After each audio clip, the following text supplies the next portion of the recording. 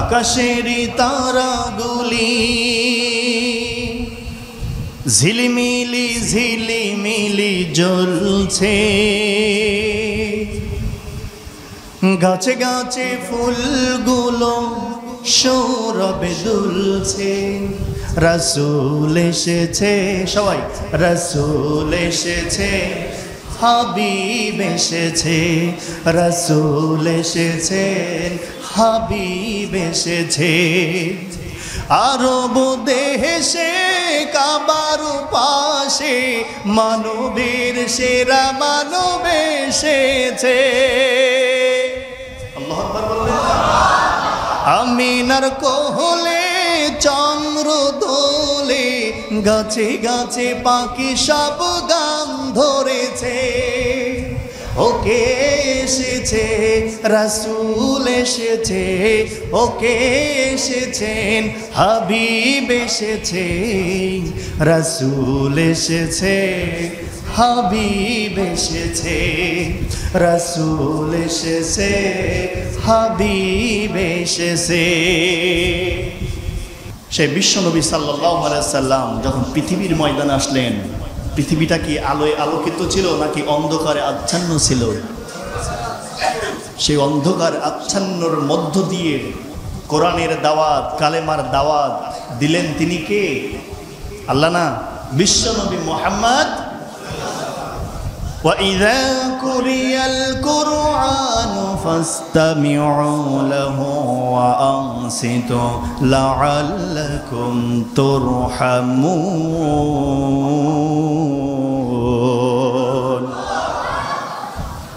আমার আল্লাহ রাব্বুল আলামিন বললেন, পৃথিবীর বান্দারা, তোমাদেরকে আমি দুইটা কথা বলে দিচ্ছি, যদি দুইটা কথা তোমরা আমল করতে পারো, লাআল্লাকুম তুরহামুন, আমি বৃষ্টির মতো রহম ঝরাতে থাকবো।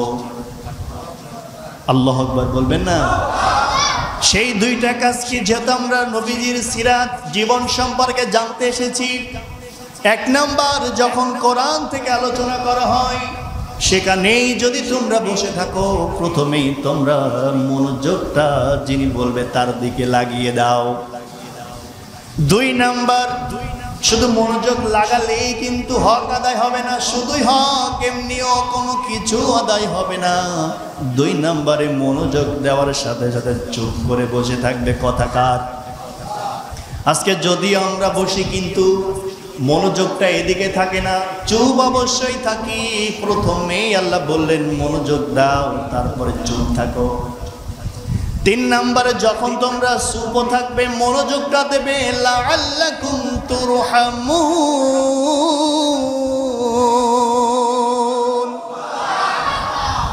আমি আল্লাহ রাব্বুল আলামিন ওই আসমানে বসে থাকতে পারি না, আমার রহমতের ফেরেশতাদেরকে বলে দিই, তুমি এখনই বান্দার মাথার উপর বৃষ্টির মতো রহম ঝরাতে থাকো। এখন বলেন, আপনারা কি মনোযোগটা এই দিকে দেবেন, না চুপ থাকবেন, নাকি জিকির করবেন নিজে নিজে?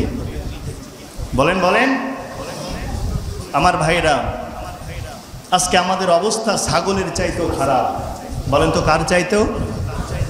যদিও ছাগল প্রথমেই উচ্চারণ করেছে, কিন্তু শিক্ষা আছে। কারণ শিক্ষা না থাকলে আমি এই কথা কি বলতাম? বলেন বলেন, বলতাম না।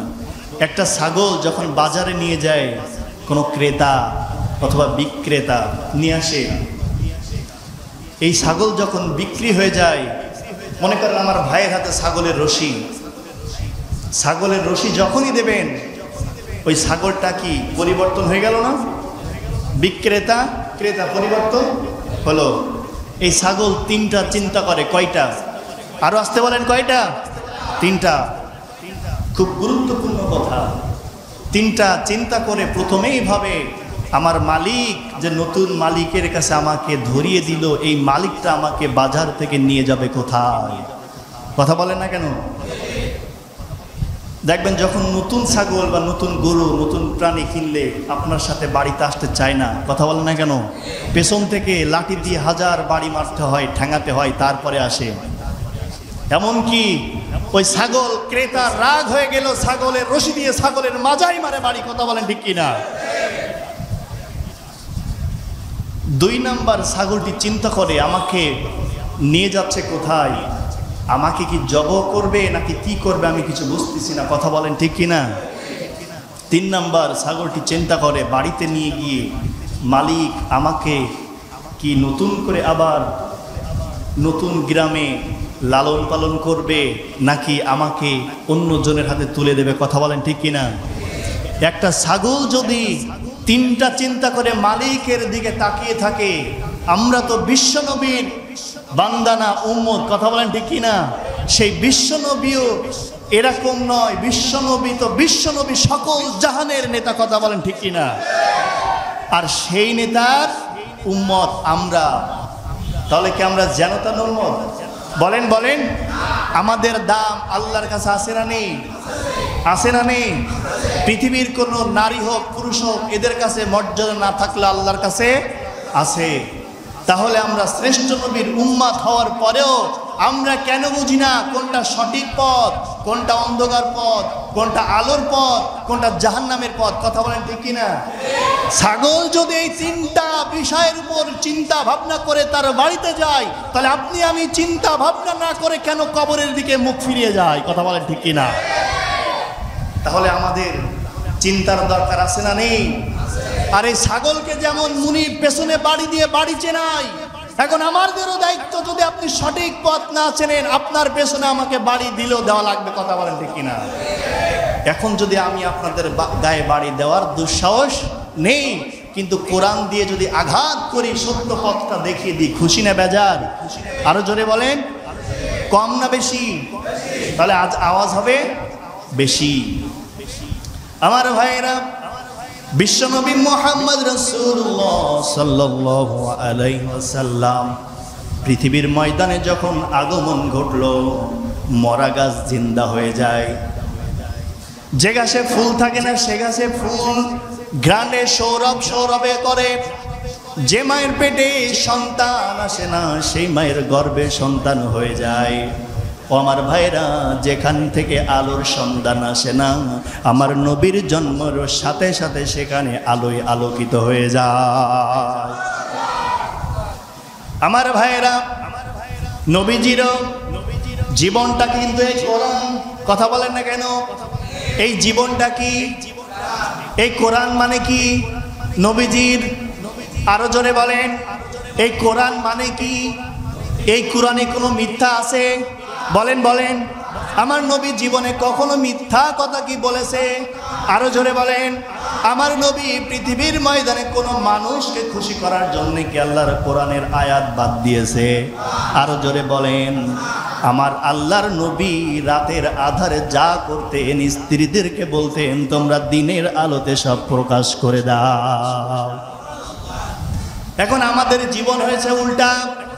রাতের আধারে কি করলাম যদি স্ত্রী একবারে জেনে যায়, আর রাতের আধারে স্ত্রী যদি কানে কানে বলে প্রাণের স্বামী আপনি রাতের আধারে আজকে কার চাউল ফাঁকি দিয়েছেন, কার গম ফাঁকি দিয়েছেন, এগুলোকে আমি কাল সকালে বলবো নাকি? আগে নেতা বলে না না, যদি এটাই বলিস আমার চেয়ার থাকবে না, কথা বলে না কেন? আর যদি আমি এটাই বলি তুমি এটাই বলবা আমার স্বামী ফুলের মতো পবিত্র, কথা বলেন না কেন? আসলে কি ফুলের মতো পবিত্র? আরো জোরে বলেন। ওর আমার মনে হয় ওর জীবনটা ফুলের মতো না। একটা ফুলের ঘ্রাণ তো সবাই নেয়, আর ওর সত্যতা যদি কেউ জেনেও যায়, আমার মনে হয় রাত দিন 24 ঘন্টা জুতার মালা পরাবে। কথা বলছেন না কেন? যদি আপনি আমার কথা মনে করতে পারেন ছোট মানুষ, কি ওজনের কথা বললেন না? আমার নবী সাল্লাল্লাহু আলাইহি সাল্লাম তো বলেছেন আমি নেতা, তোমরা দিনের আলোতে সব কথাগুলো অন্ধকার রাতের কথা বলে দাও। আমার উম্মতের সামনে আপনিও তো নেতা, আমার নবীও তো নেতা। আপনি কোন নবীর নেতা হয়েছেন বলেন? কথা বলেন না কেন? আর যদি না বলতে পারেন তাহলে আমি মনে করব আপনার জীবনে উল্টা পাল্টা আছে, কথা বলেন। আরো জোরে বলেন।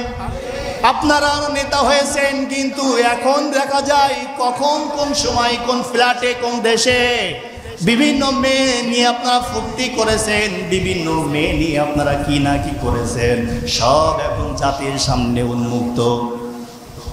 আপনারাও তো নেতা ছিলেন, আমার নবীও তো নেতা ছিল। আদর্শর ঘাটতি আপনার, ভাইরা আমার, বিশ্বনবী যখনই জন্মগ্রহণ করলেন, শুধু তাই না, এই পৃথিবীর ময়দান আমার রসুলের দিকে সব যেন রসুলের জিকির করতে থাকে। আমার রসুলকে বলে, হে নবী, আপনি এখনই বলে দেন দিনের আলোতে রাতের আলোতে আমরা কোন কাজগুলো করব। আর আজকে নেতার দিকে তাকিয়ে দেখেন, যদি নেতাকে বলেন, নেতা আপনি ইউনিয়ন কাউন্সিল থেকে 5 বস্তা বোম মেরে দিলেন, ভাগ দেন, আপনিও তো নেতার পাশে থাকেন। নেতা বলবে, আমি 5 বস্তা নিলাম, তাতে কি তুমিও পারলে 2 বস্তা নাও? কথা বলেন না কেন? আমার মনে হয় ওই নেতাও যেভাবে পথ দেখিয়েছেন, যেভাবে পথ সাজিয়েছেন, আপনিও নেতা ওইভাবে যদি পথ মত দলকে সাজান, আমার মনে হয় বাংলার জমিন একটা ছোটখাটো জান্নাত হয়ে যাবে। কথা বলেন না কেন? যদি আপনি সঠিকভাবে না চলেন, আপনার কাছে দুনিয়া জাহান্নাম হয়ে যাবে, আর যারা জুলুমের শিকার হবে তারা আল্লাহর দলের লোক হতে বাধ্য হবে। যদি আপনার কাছে বিচার দেবে না, কিন্তু বিচার দেবেন কার কাছে? আরো জোরে বলেন, কার কাছে? আমার আল্লাহ রাব্বুল আলামিন বললেন, ইন্নাশ শাআরাদ দা'বি ইনদাল্লাহি সুম্মুল লাযী লা ইয়াকিলুন। সূরা আনফাল 9 নম্বর পারা 18 নম্বর পৃষ্ঠার 8 নম্বর লাইনে 3 নম্বর রুকুর 22 নম্বর আয়াত থেকে বলছি, আল্লাহ রাব্বুল আলামিন বলেন, হে পৃথিবীর বান্দারা শোনো, পৃথিবীর ময়দানে তোমার চোখ থাকার সত্ত্বেও তুমি ভালোটাকে তুমি গ্রহণ করতে পারো নাই। হে বান্দা শোনো, তোমার ভালো মেধা থাকার কারণে তুমি ভালো জিনিসটা তোমার মেধায় ঢোকাতে পারো নাই। হে বান্দা শোনো, তোমার ভালো হাত ক্ষমতা থাকার পরেও ভালো শক্তিটা তুমি কাজে লাগাতে পারো নাই। বান্দা আরো শোনো, তোমার ভালো পা থাকার কারণে ভালো জায়গায় হেঁটে হেঁটে যেতে পারো নাই। আমার ভাইয়েরা, ভালো হাত পা থাকলে কি আমি ভালো? বলেন বলেন। আমার রব্বুল আলামিন বলেন, পৃথিবীর ময়দানে তোমাকে হাজারো মানুষ সালাম দেবে, সম্মান দেবে, কিন্তু তুমি আমার কাছে কিন্তু বধির। কি বলেন তো? আরো জোরে বলেন। একটা মানুষকে যদি আপনি বলেন তুই বধির, কিছু বুঝিস না, ওই মানুষটা যদি ভালো মনের মানুষ হয় হাত বসে থাকবে? বলেন বলেন। যদিও না ওঠে, কোনো জায়গায় না উঠলে আপনার কানের গুলো একটা হাত উঠবে। কথা বলেন না কেন? আমার ভাইয়েরা, রব্বুল আলামিন বলেন, পৃথিবীর ময়দানে বধির যদি তোমরা দেখতে চাও, ওই লোকটার দিকে তাকাও যারা আমার কোরআনের জ্ঞান থেকে বিমুখ ফিরিয়ে তারা অন্ধ অবস্থায় রয়েছে। পৃথিবীর ময়দানে সবচাইতে বড় বধির তারা। আমার ভাইয়েরা, আজকে আমার আলোচনার বিষয় হলো বাংলার জমিনে না পৃথিবীর ময়দানে কারা সঠিক পথে আছে, কারা ঈমানের পথে আছে, কারা আমার নেতার পক্ষে আছে। আমার নেতাকে আরো জোরে বলেন। আমার নেতা আল্লাহ, আমার বিশ্ব নবী যখন কাবার হাতিমে বসে আছেন, বসে থাকা অবস্থায় তিনি চোখের পানি এত বেশি ওই দিন ঝরালেন যা আজ পর্যন্ত পৃথিবীর ময়দানে এত কাদা কেউ কাঁদে নাই। আমার ভাইয়েরা, পথ দিয়ে যাচ্ছিলেন হযরতে আনাস রাদিয়াল্লাহু তাআলা আনহু। হযরতে আনাস জিজ্ঞাসা করলেন, হে নবী, আপনি কেন কাঁদেন? আপনি কি আমাকে একটু বলবেন? হযরতে আনাসকে বলে, আনাস, আমি কেন কাঁদি কি তুমি শুনবা? আমি এই জন্যে কাঁদি, পৃথিবীর ময়দানে আমার আপন বলতে আর কেউ তো থাকলো না। আমার জন্মের আগে আমি আমার বাবাকে দুনিয়া থেকে হারালাম। জন্মের কয় বছর পরে আমার জনম দুঃখী মাকে হারিয়ে ফেললাম। কিছুদিন পরে আমার সবচাইতে যিনি বেশি ভালোবাসতেন খাদিজাতুল কুবরা, সেই খাদিজাতুল কুবরাও পৃথিবীর ময়দানে আমাকে একা ফেলে চলে যায়। আমার চাচা চলে যায় পৃথিবীর ময়দান থেকে। যে মানুষটার ছত্র ছায়া আমি থাকতাম আদরে যত্নে ভালোবাসায়, সেই মানুষ আমার দাদাও পৃথিবীর ময়দান ছেড়ে চলে গেল। শুধু তাই না, আনাস রে, আমার 3টা সন্তান পুত্র, তয়ব, তয়ব, ইব্রাহিম, আবুল কাসেম, এই 3টা পুরুষ সন্তান ছিল। তারাও এক এক করে পৃথিবীর ময়দান থেকে বিদায় নিল। আমি তো দেখি পৃথিবীর ময়দানে আমার আপন বলতে আর কেউ নেই। আর কাফেররা তো বসে নেই। কাফেররা আমাকে নিয়ে সমানে বদনাম, বিভিন্ন মিথ্যা তহমতের বোঝা কাফের আমার মাথায় দিচ্ছে। আমি তো এই জন্যেই কাঁদি, আমার তো করার কিছু নেই। কথা বলেন না কেন? আমার ভাইরা, আমার ঘটনা এটা বলা না, এটা হলো বাস্তবতার শিক্ষা আমার বিশ্ব নবীর জীবনে যেটা ঘটেছে। এখন বলেন তো আপনারা, আমি কি রসুলের আনন্দের সময় বলবো না রসুলের পুরা জীবনের কথা বলবো? বলেন বলেন, আরো জোরে বলেন। আপনাদের সবার বলা লাগবে। আমি যদি পুরা জীবনের কথা বলতে যাই, হয়তো বা আপনি দূর থেকে বলতে পারেন জামাত শিবিরের বক্তা, কারণ আপনি তো আল্লাহর পথে নেই, রসুলের আদর্শে নেই। হয়তো বা আমার কথা আপনার কাছে ভালো লাগবে না, কিন্তু আপনাকে ভালো লাগায় লাগবে। কাবার হাতিমে বসে নবীজি চোখের পানি ছেড়ে কাঁদেন। নবীজি যখন এই কথাগুলো হযরতে আনাসের সাথে বর্ণনা দিলেন, হঠাৎ করে কিছু সময় পর বিশ্ব নবীর কানে ভেসে আসলো, কাবার হাতিমে বসে আছেন সাদা পাথরটার সাথে। যারা হজে গেছেন তারা দেখেছেন সাদা পাথর। আমার ভাইয়েরা, বিশ্ব নবীর কানে একটা সংবাদ আসলো, আবু জেহেলরা কাফিররা হযরতে বেলালকে ধরে নিয়ে উত্তপ্ত বালুর উপর টানা হেঁচড়া করছে। শুধু তাই না, বালুর উপর টানা হেঁচড়া করা তো যেমন তেমন, তার বুকের উপর বড় পাথর চাপিয়ে দিয়ে তাকে টেনে টেনে নিয়ে বেড়ায়। কিছুক্ষণ পর আবার সংবাদ আসলো, হযরতে খাব্বাবের শরীরে কাফেররা গরম লোহার রংকারের সেকা দিচ্ছে। আবার কিছুক্ষণ পর সংবাদ আসলো, আম্মার বিন ইয়াসিরকে কাফেররা দুইটা উটের সাথে পা বেঁধে দিয়ে দুইটা ওর দুই দিকে ছেড়ে দিল। যখনই ছেড়ে দিল, হযরতে আম্মার বিন ইয়াসির জিন্দা অবস্থায় তল্লা বাঁশের মতো চিরে দ্বিখণ্ড হয়ে গেল। আবার কিছুক্ষণ পর সংবাদ আসলো, হযরতে সুমাইয়াকে ওরা লজ্জা স্থানে বল্লম মারে। শুধু বল্লম মেরে কাফেররা ক্ষান্ত হয়নি, বল্লম মারার পর তাকে গণধর্ষণ করে পৃথিবীর ময়দান থেকে তাকে বিদায় করা হয়েছে। ও যশোরবাসী, আপনারা কোথায়? রসুলের এই শিক্ষাগুলো নেন না কেন?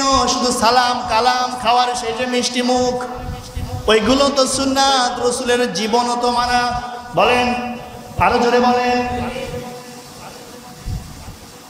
এই কথাগুলো যখন বিশ্ব নবী শুনলেন, তখন বিশ্ব নবী একদম নির্বাক হয়ে পড়লেন। যখনই নির্বাক হয়ে পড়লেন, কিছুক্ষণ পরে বিশ্ব নবী মিসকি মিসকি হাসে, বলে আল্লাহু আকবার। বিশ্ব নবী কেন ওই কষ্টের মুহূর্তে মিসকি মিসকি হাসেন? তার কারণ আছে না নেই? আরো জোরে বলেন। তার কারণ আছে, অনেক বড় ব্যাপার। আজকে আমাদের মসজিদের মেম্বার থেকে হ্যাঁ আয়াতটা বলা হয়, সূরাটা বলা হয়, কিন্তু সঠিক তাফসীরগুলো এখান থেকে করে না, চাকরি চলে যাওয়ার ভয়ে। শুধু মসজিদের মেম্বার নয়, আজকে তাকিয়ে দেখেন বাংলার জমিনে হাজারো আলেম তারা বদিরের খাতায় নাম লিখিয়েছে। আমার ভাইয়েরা, বিশ্বনবী হাসছেন একটা কারণ, বিশ্বনবীকে আল্লাহ জানিয়ে দিলেন, হে নবী, ইন্না আ'তাইনাকাল কাউসার ফাসাল্লি লিরাব্বিকা ওয়ানহার ইন্না শানিআকা হুয়াল আবতার। আরো জোরে বলেন আল্লাহু আকবার। আপনি কেন আল্লাহু আকবার বলতে কার্পণ্য করেন? আপনি যদি আল্লাহু আকবার বলেন, আমার রব আপনাকে 3টা পুরস্কারে নিয়ামত দান করেন। কয়টা? আরো জোরে বলেন। 1 নাম্বার পুরস্কার, আল্লাহ রব্বুল আলামিন বলেন, বান্দা আমার উপর খুশি হয়ে আমার নাম উচ্চারণ করলো, আমি বান্দাকে ভালোবেসে ফেললাম। সুবহানাল্লাহ বলবেন না? 2 নাম্বার, বান্দা আমার উপর খুশি হয়ে গেল, আমি তার শাহরাগের চাইতো নিকটে হয়ে গেলাম। বাড়ি থেকে কি আপনারা প্রতিশ্রুতি দিয়ে এসেছেন বউদেরকে যে মসজিদে দেশকাল ভালো না, যদি আল্লাহর নাম বলতে বলে, রসুলের নাম বলতে বলে, বলবো না, যাওয়াই হোক, মোল্লারাই করে করুক, আমরা চুপচাপ বাড়িতে আসবো, এরকম প্রতিশ্রুতি নিয়ে আসছেন? বলেন বলেন। তিন নম্বরে রব্বুল আলামিন বলেন ইহদিনাস সিরাতাল মুস্তাকিম। ওই বান্দাকে আমার মনে হয় তার দুইটা হাত ধরে আমি তাকে জান্নাতের ভিতরে ঢুকিয়ে দিলাম। এখন বলেন তো ভাইরা, আপনারা জান্নাতে যাবেন না জাহান্নামে যাবেন? আরো জোরে বলেন। জান্নাতে যদি যেতে চান তাহলে আমার আল্লাহর বিধান রসুলের আদর্শ মানা লাগবে। বলেন লাগবে? নাকি আপনি শাহরিয়া কবিরের আপনি বিধান মানবেন, নাকি বর্তমান আইনমন্ত্রীর বিধান মানবেন? কারণ আইন বাংলার জমিনে যেটা চলে সেটা তাদের মতাদর্শ। আর যে আইনগুলো আমরা মনে প্রাণে বিশ্বাস করি, যখন ওদের কাছ থেকে নিরাশ হয়ে যায়, আমার আল্লাহকে বলি আল্লাহ তোমার উপর ভরসা করলাম। আমার ভাইয়েরা, বিশ্বনবীর কাছে সূরা কাউসার নাজিল হলো। এটা কি সুখের মুহূর্তে নাকি দুঃখে? বলেন বলেন। কত দুঃখের মুহূর্ত নবীজি কাঁদছেন। পৃথিবীর ময়দানে আপন বলতে কেউ নেই, আছে? বলেন বলেন। আপন বলতে কেউ নেই। বিশ্ব নবী একা একা কাবার হাতিমে বসে দু চোখ দিয়ে অজরে পানি ফেলায়, আর কাকে স্মরণ করে? হযরত আনাসকে বলছে, আনাস তুমি নবী না, আমি কিন্তু নবী। তুমি যেটা দেখো না আমি কিন্তু সেটা দেখি, তুমি যেটা শোনো না আমি নবী কিন্তু সেটা শুনি। বলি আল্লাহু আকবার। হযরত আনাসকে বলছে, হে আনাস শোনো, আমার আল্লাহ আমাকে বললেন ইন্না আ'তাইনাকাল কাউসার। হে বন্ধু, তোমাকে দুঃখের মুহূর্তে আমি তোমাকে হাউজে কাউসার দান করে দিলাম। দেব কিন্তু না, নিশ্চয় আমি তোমাকে হাউজে কাউসার বলেন দিয়ে দিলাম। দেব কিন্তু না, দিয়েই দিলাম। যদি আপনি কারোর কাছে 10টা টাকা যদি দিয়ে দেন, সে যদি একবার পকেটে ভরে ফেলায়, আপনি কি চিনতে পারবেন? বলেন। যদিও তার হাতে দিয়ে দেন, আপনি কি বলতে পারবেন আমার টাকা ব্যাকে দাও? পারবেন না। আপনিও যেমন পারবেন না আমার রব বিশ্ব নবীকে কাউসার দান করেও বলতে পারিনি আমি তোমাকে দিলাম না। হযরত আনাসকে বলছে, আনাস আমার কাছে হাউজে কাউসার আল্লাহ দান করে 2টা নির্দেশ দিলেন। কয়টা? আরো জোরে বলেন কয়টা? 2টা নির্দেশ দিলেন। হে নবী, তুমি এখন আর কাঁদো না, কাবার হাতিমে বসে এখনই ওঠো, তোমাকে এখনই নামাজ কায়েম করা লাগবে, আর যাকাত সমাজে প্রতিষ্ঠিত করাই তোমাকে লাগবে। কথা বলেন ঠিক কিনা? আমার ভাইয়েরা, বিশ্বনবী এইগুলো করতেছে আল্লাহর খুশি করার জন্য না নেতাকে খুশি করার জন্য? এখন যদি আপনি নবীকে খুশি না করে দলকে খুশি করতে চান, আমার নবী মনে হয় আপনাকে জান্নাতে নেবে। আরো জোরে বলেন না কেন?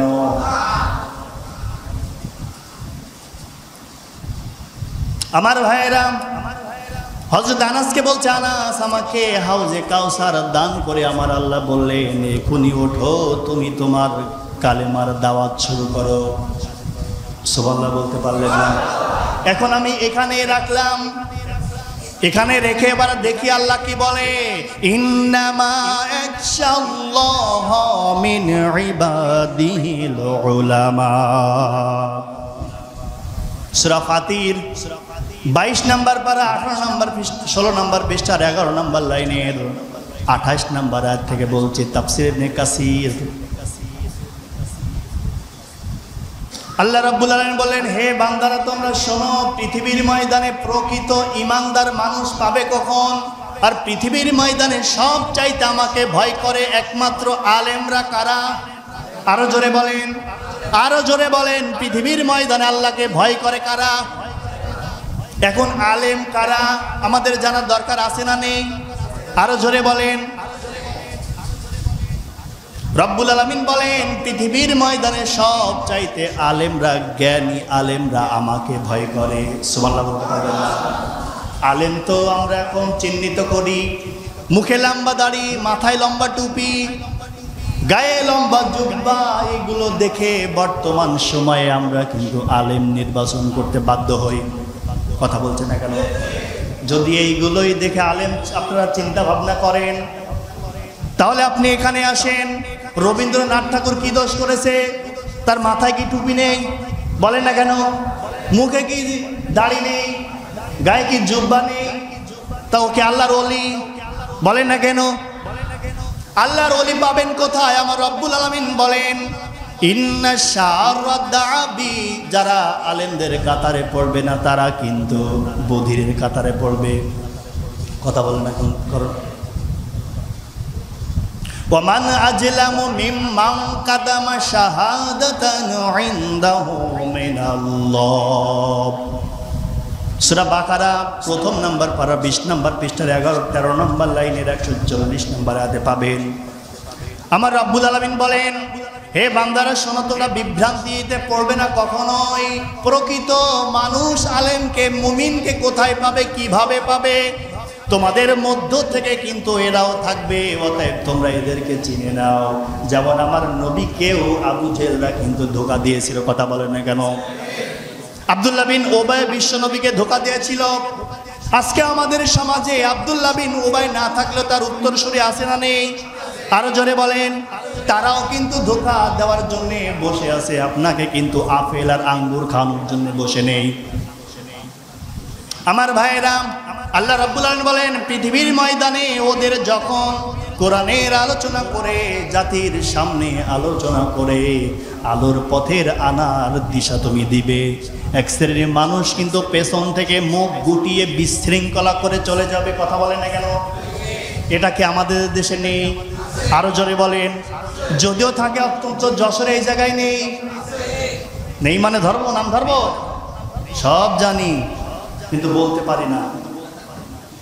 ওই যে বললেই আমারে মাথার উপর চাপিয়ে দেবে জামাত শিবিরের লোক। জামাত শিবির এটা বুঝিস?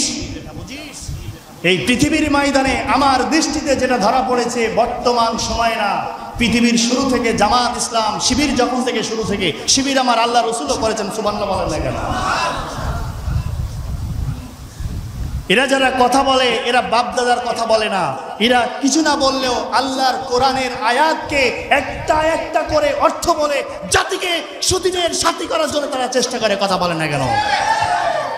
আর বেটা, তুমি যেটা করো, তুমি এই কোরআনের আয়াতকে বাদ দিয়ে তোমার মতদর্শের দিকে তুমি এদেরকে টানো। কালমাক্স লেলিন মাউসে তোমনা রোশ হেগেল ভলটেয়ার না। কালমাক্স লেলিন মাউসে তোমরা রোশ হেগেল ভলটেয়ার নাও। বলুন আমার নেতা, তোমার নেতা বিশ্বনবী মুস্তফা। সবাই, আমার নেতা, তোমার নেতা বিশ্বনবী মুস্তফা।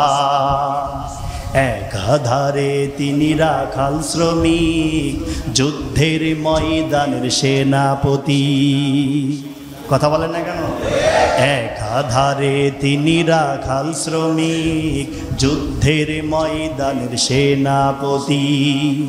বিচার আসনের সুবিচারক তিনি, রাজসিংহাসনে রাষ্ট্রপতি।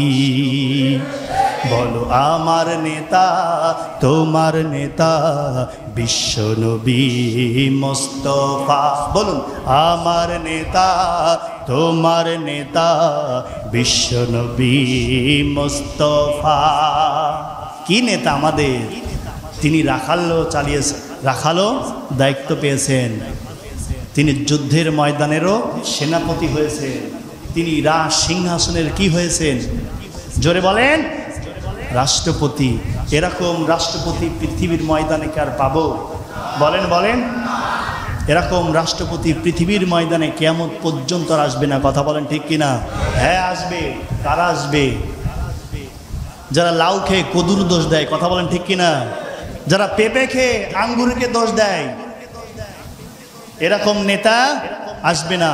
কিন্তু বাংলার জমিন আমার আল্লাহ দেখিয়ে দিয়েছে, বর্তমান সময়ে যুবকরা হলো ইসলামের সবচাইতে বড় সৈনিক। কথা বলেন ঠিক কিনা? তারা সবচাইতে ইসলামের বড় নির্ভীক সৈনিক। আজকে তারাই যদি না হতো, এখানে আজকে বসতে পারতাম? বলেন বলেন। বসতে পারতাম না। আমার আল্লাহ রাব্বুল আলামিন বলেন, ওই লোকটা বিশৃঙ্খলা করে কিন্তু চলে যাবে, চলে যেই কিন্তু ক্ষান্ত হবে না। সে আরো কি করতে পারে তোমরা কি জানো? অকালাল্লাযীনা কাফারু লা তাসমাউ লিহাদাল কুরআন ওয়ালগাউ ফীহি লাআল্লাকুম তাগলিবুন।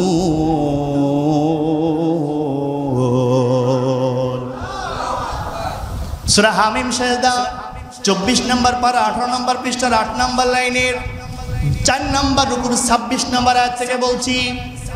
তাফসির ইবনে কাসির, তাফসিরে মারিফুল কোরআন, তাফসিরে মুনির, তাফসিরে কাবির, আসারুত তাফসির, তাফসিরে সাইদি, তাফসিরুল কোরআন বিল কোরআন, আহসানুল বায়ান।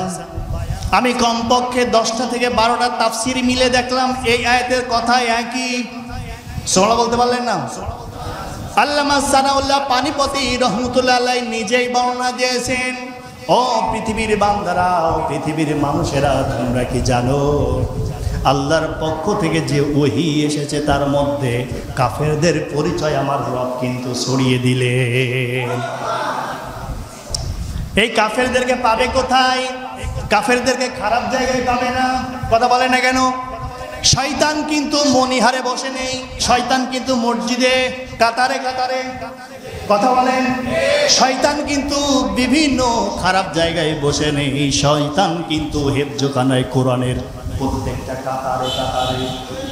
শয়তান তো জানে এখানে যারাই আসে এরা আমার চাইতে বড়। বলেন বলেন, আমার চাইতেও বড় শয়তান। আমি তো এদের কাছে হার মেনে গেলাম, আর যাদের কাছে আমি হার মানছি না আমি তাদের কাছে গিয়ে তাদের অন্তরে আমি গুতা শুরু করি। কথা বলেন না কেন? আর জোরে বলেন। আপনারা মনে রাখবেন, শয়তান কখনো ভালো জায়গায় থাকে না। শয়তান সবসময় খারাপ জায়গা থেকে দূরে এসে ভালো জায়গাকে তারা আঁকড়িয়ে ধরে।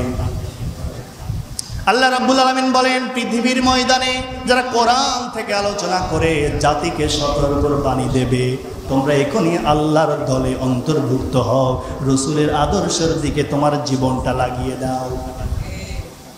যখনই তারা বলবে, সামনেও কিন্তু তারা থাকবে, পেছনেও কিন্তু তারা থাকবে, মাঝখানেও তারা থাকবে, ডাইনে বামে তারা সব জায়গায় থাকবে।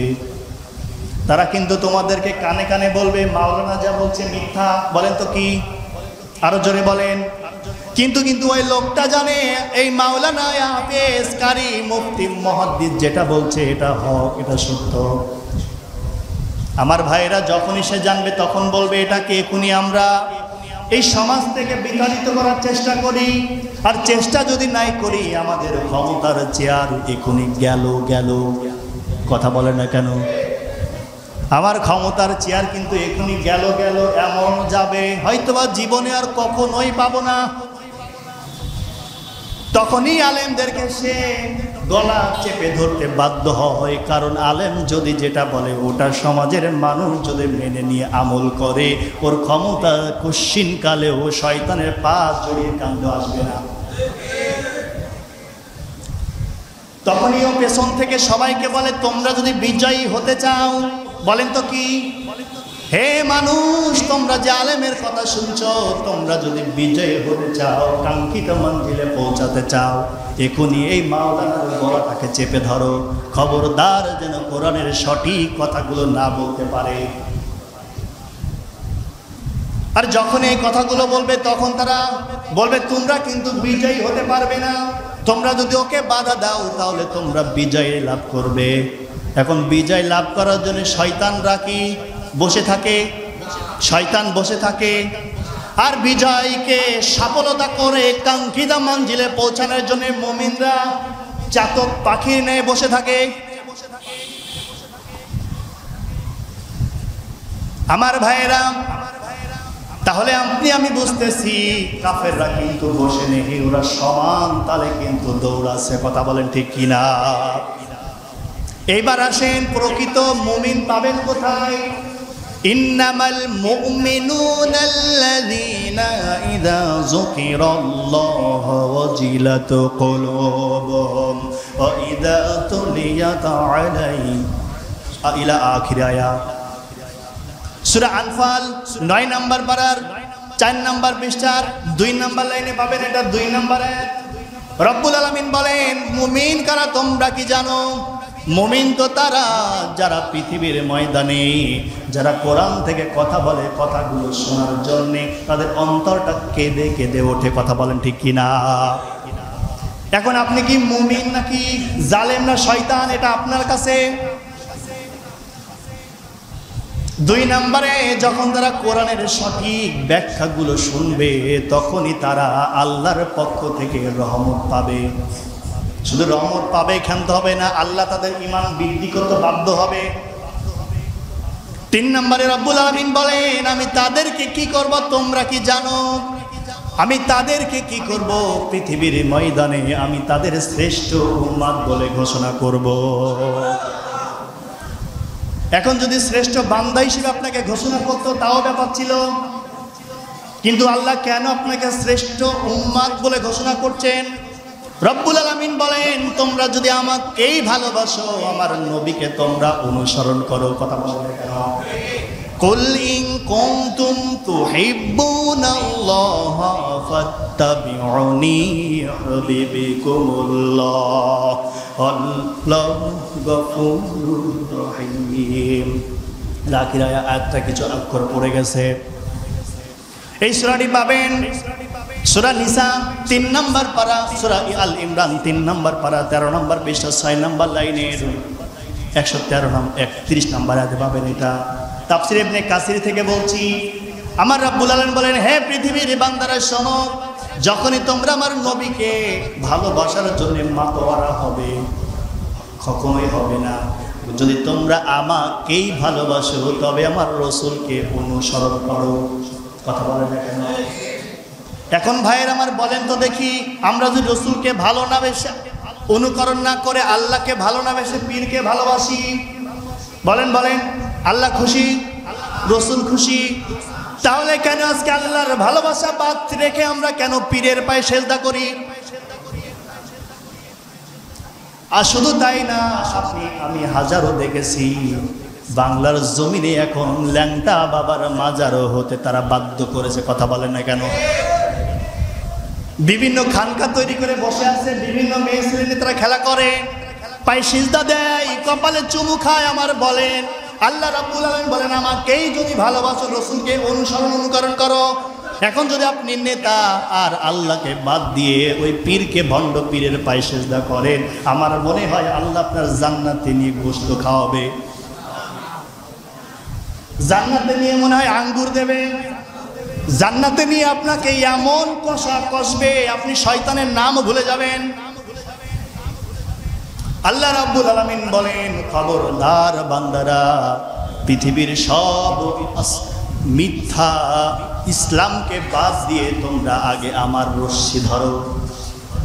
যদি তোমরা আমাকেই ভালোবাসো, রাসূলকে অনুসরণ করো। এখন ভাইয়ের আমার প্রশ্ন আসতে পারে, অনুসরণ কাকে বলে?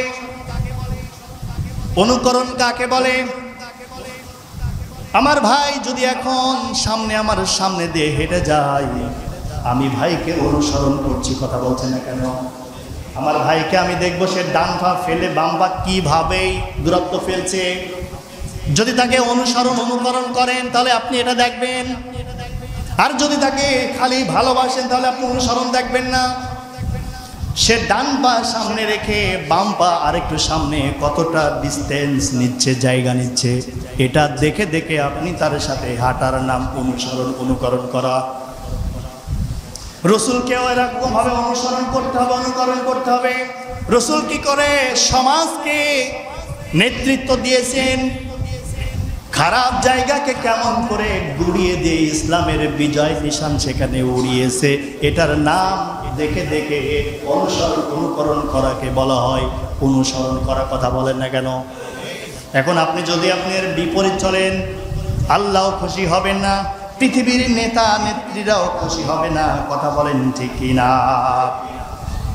আমার আল্লাহ রাব্বুল আলামিন আরো বললেন, ইন্নাকা লা তাহদি মান আহবাবতা ওয়ালাকিন্নাল্লাহা ইয়াহদি মান ইয়াশা।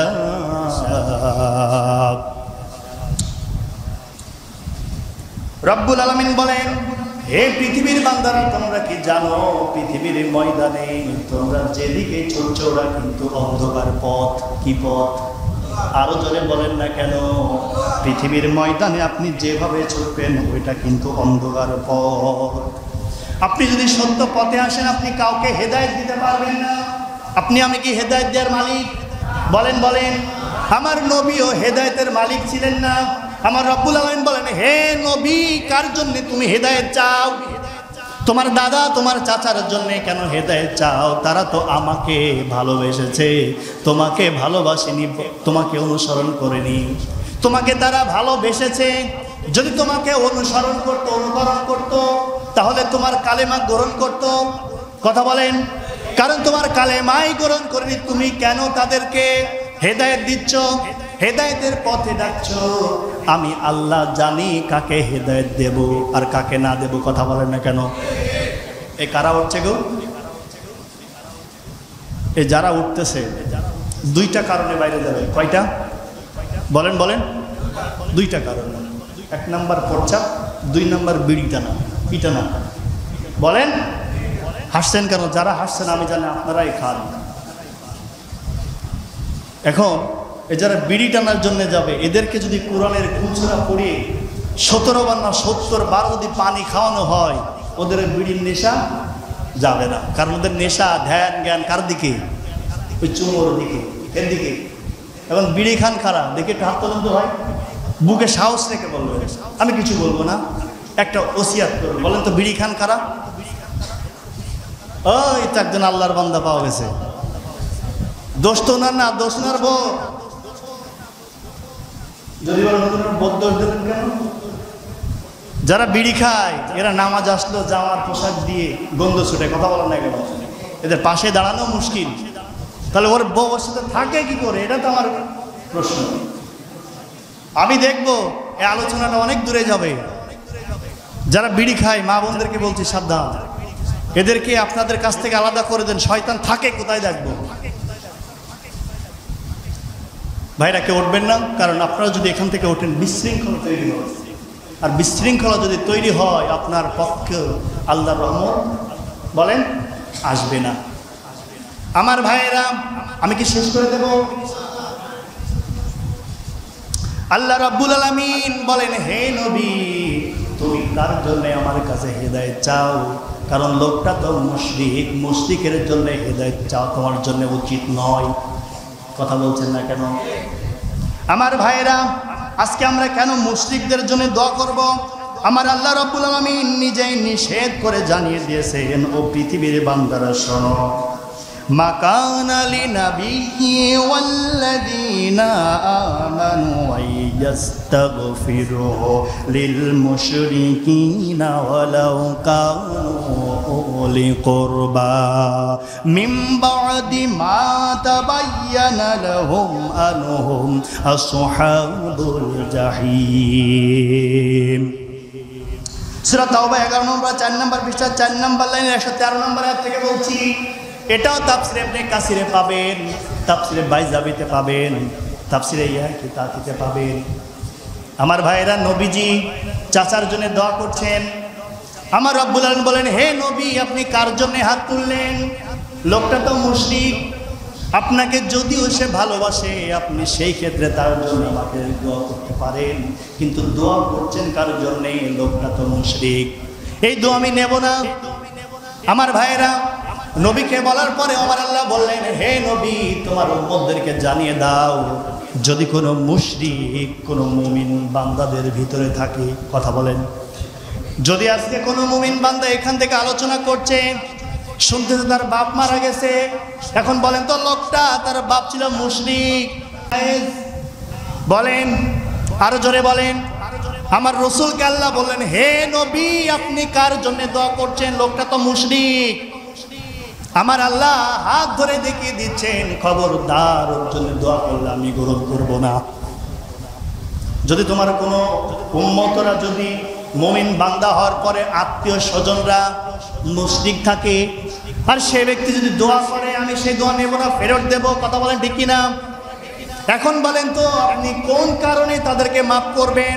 কারণ আপনি যদি এখনো এই জালিমদেরকে মাফ করেন, আমার মনে হয় ভালো ভালো লোকের উপরে জুলুম করা পড়বে। আমার আল্লাহ নিজে মাফ করলেন না, রসুলকে নিষেধ করলেন। হ্যাঁ, আপনি মাফ করতে পারেন। একটা কথা বলে, আল্লাহ, লোকটা ছিল জালিমের পথে, শয়তানের পথে, আবু জেলের পথে, অতএব আল্লাহ তুমি তাকে অন্তত মাফ করে দিও। কথা বলেন ঠিক কিনা? আপনি এখানে অন্তত করোনা যোগ করতে পারেন? আপনি যোগ না করে কি করে বললেন সবই মাফ করে দিলাম? হ্যাঁ, আমরা মানলাম মাফ আপনি করলেন, কিন্তু কোরআনের আয়াতের সাথে তো মেলে না। আমার আল্লাহ বললেন, খবরদার, ওদের জন্য দোয়া করলে আমি কবুল করবো না। তোমরা জানো, তোমরা কি এটাও জানো? কারণ ওই বান্দাকে আমি জাহান্নামের অগ্নিকুণ্ডুতে দেব। কথা বলেন ঠিক কিনা? কারণ সেই বান্দা, সেই মুশরিক এখনো পর্যন্ত জ্বলন্ত আগুনের মধ্যে গ্রেপ্তার। কথা বলেন ঠিক কিনা? এখন আপনি জাহান্নামী, আমি জাহান্নামী। আমার যদি হাজারো দোয়া করে তাবিজ করে আমাকে দেন, আমার মনে হয় ফেরেশতারা ভুল করে জান্নাতে নেবে? বলেন, যদি ফেরেশতারাও জান্নাতে না নেয়, তাহলে মনে আমার রসুল নেতা উম্মত বলে স্বীকার করবে? বলেন, তাহলে আপনি কোন কারণে বাংলার জমিনে হাজারো আলেমদের মাথার উপর মিথ্যা তহমতের বোঝা দিলেন? আমি তো দেখতে পাচ্ছি বিশ্বনবী, এই যে সূরা কাউসার তেলাওয়াত করে তাফসীর করছি, বিশ্বনবী মক্কা থেকে হিজরত করে মদিনায় গেলেন, মনে হয় এমনি। বলেন, বিশ্বনবী মক্কায় থাকতে পারলেন না, তিনি হিজরত করতে বাধ্য হলেন। কথা বলছেন না কেন? আজকে আমার চক্ষুতে, আমার দৃষ্টিতে যেটা ধরা পড়ছে, বর্তমান সময়ে সবচাইতে আমাদের কলিজার মানুষ মরহুম আল্লামা দেলোয়ার হোসেন সাইদি রহিমাহুল্লাহ সহ যে কয়জন আলেমকে ফাঁসির রশি দিয়েছে, মনে হয় যারা দিয়েছে ওরা জান্নাতি। বলেন বলেন, যারা দিয়েছে মনে আসমান থেকে পালিয়ে এসেছে? আরো জোরে বলেন, যারা দিয়েছে তারা কি? শুধু জানেন না, উলাইকা কাল আনআমি বাল হুম আদল, ওরা শূকর আর শিয়ালের চাইতেও নিকৃষ্ট। কথা বলেন ঠিক কিনা? আমার রব্বুল আলামিন বলেন, ওদেরকে যদি তোমরা ক্ষমা করো, কেন ক্ষমা করবে? আমার দৃষ্টিতে যেটা ধরা পড়লো, বাংলার জমিন থেকে এক এক করে যারা শহীদি নাজরানা পেশ করলেন, আমার মনে হয় এখন বিশ্বনবী নেই, কিন্তু যদি থাকতেন হিজরত করতেন। কথা বলছেন না কেন? আজকে বিশ্বনবী নেই, কিন্তু রসুলের আদর্শ, রসুলের উত্তরসূরি, আল উলামা ওয়ারাসাতুল আম্বিয়া, রসুলের উত্তরসূরি আছে না নেই? আরো জোরে বলেন। এখন যারা মারা গেল, ওরা কি রসুলের উত্তরসূরি নাকি আবু জেহেলের উত্তরসূরি? আরো জোরে বলেন। এই কথা বলতে আপনাদের কষ্ট হয় নাকি ভয় হয়? যদি আবারও কোনোদিন উল্টাই যায়, তাহলে এই যে উত্তরসূরি বলেছি, আমার হাল চামড়া বেঁচে দেবেন? আমার ভাইয়েরা, রসুলের উত্তরসূরি যারা সব এক এক করে চলে গেল, আমরা বাধা দিতে পারলাম না। কথা বলেন ঠিক কিনা? আমার মনে হয় রসুলকে যখন মদিনায় ছেড়ে মক্কায় হিজরত করলেন, অথবা মক্কা ছেড়ে মদিনায় হিজরত করলেন, রসুলের সাহাবীদেরকে যারা সব চাইতে রসুলকে ভালোবাসতেন, অনুসরণ করতেন, তাদের ক্ষমতা শক্তি ওই পরিমাণ ছিল না। আজকেও যারা বাংলার জমিন থেকে ফাঁসির রশি নিয়ে বিদায় নিয়েছে, হয়তোবা আমাদের ওই শক্তি সাহস সামর্থ্য ছিল না। কথা বলছেন না কেন? যদিও শক্তি সাহস সামর্থ্য না থেকে তারা পৃথিবীর ময়দান থেকে বিদায় নিয়েছে, যদি রসুল থাকতেন তাও তিনি হিজরত করতে বাধ্য হতেন। আজকে রসুল নেই, কিন্তু তার উত্তরসূরিরা হিজরত আর করবে কোথায়? আমার মনে হয় তারা হিজরত করেছে স্বয়ং আমার আল্লাহর কাছে। এখন যদি আপনি বিশ্বাস না করেন, আপনি এখানে আসেন, আপনাকে ঝাঁটা আর কুদাল দিয়ে আমি বোঝাতে বাধ্য হব। আর যদি আপনি এটা না বোঝেন, না বোঝার ভান করেন, আমার মনে হয় আপনার বিবেকের পরে কুকুরি প্রস্রাব করেছে। আমার ভাইয়েরা, বিশ্বনবী কাবার হাতিমে বসে বসে কিন্তু এমনি কাঁদছিলেন না। এই কারণেই কিন্তু কাবার হাতিমে বসে বসে কাঁদছিলেন। কথা বলেন ঠিক কিনা? গতদিন আমি তারা মসজিদে একটি কথা বলেছিলাম, সেই কথাটা ছিল কি, আমি সেই কথাটা আবার আপনাদের সামনে বলি। ফিরাউনের ক্ষমতায় এসে 4টি মিশনার ভিশন ছিল। বলেন তো কয়টি? আরো জোরে বলেন না কেন? আমি কিন্তু পৃথিবীর ময়দানে কোনো শক্তিশালী মানুষের কথা বলছি না, বর্তমানে আমি বর্তমান সেই কথাগুলো বলছি যে সময় সবচাইতে পাওয়ারফুল নেতা ছিল হযরতে মূসা আলাইহিস সালাম। সেই মূসা আলাইহিস সালামের সময় ফিরাউন কিন্তু সবচাইতে ক্ষমতাশীল ব্যক্তি, কথা বলেন ঠিক কিনা? সেই ফিরাউন যখন ক্ষমতায় আসলো, ক্ষমতায় এসে ফিরাউন 4টি ওয়াদা রেখেছিল, এই পৃথিবীর ময়দানে আমি 4টা আইন জারি করব। বলেন তো কয়টি? আরো জোরে বলেন না কেন? 4টি আইন জারি করেছিলেন। 1 নাম্বার আইন জারি করেছিলেন, পৃথিবীর ময়দানে যেখানে যেখানে কোরআন দিয়ে রাষ্ট্র চালানো হয়, কোরআনের আইন দিয়ে দেশ চালানো হয়, সেখান থেকে কোরআনের আইনগুলো একটা একটা করে উঠিয়ে দেব। 2 নম্বরে ফিরাউনের মিশন ছিল 20 বছরে ওই সমাজে যারা কিতাবের জ্ঞানী আলেম ছিল, ওই আলেমদেরকে সমাজ থেকে নিধন করা লাগবে, কথা বলেন ঠিক কিনা? 3 নম্বরে ফিরাউনের মিশন 30 বছর বয়সে ক্ষমতায়, 30 বছর বয়সে মিশন নিল এই সমাজে নারী পুরুষ একত্রীকরণ, অর্থাৎ একত্রিত করে তাদেরকে চাকরি দিয়ে ব্যবসা দিয়ে তাদের মধ্যে আমি জেনা সৃষ্টি করব, কথা বলেন ঠিক কিনা?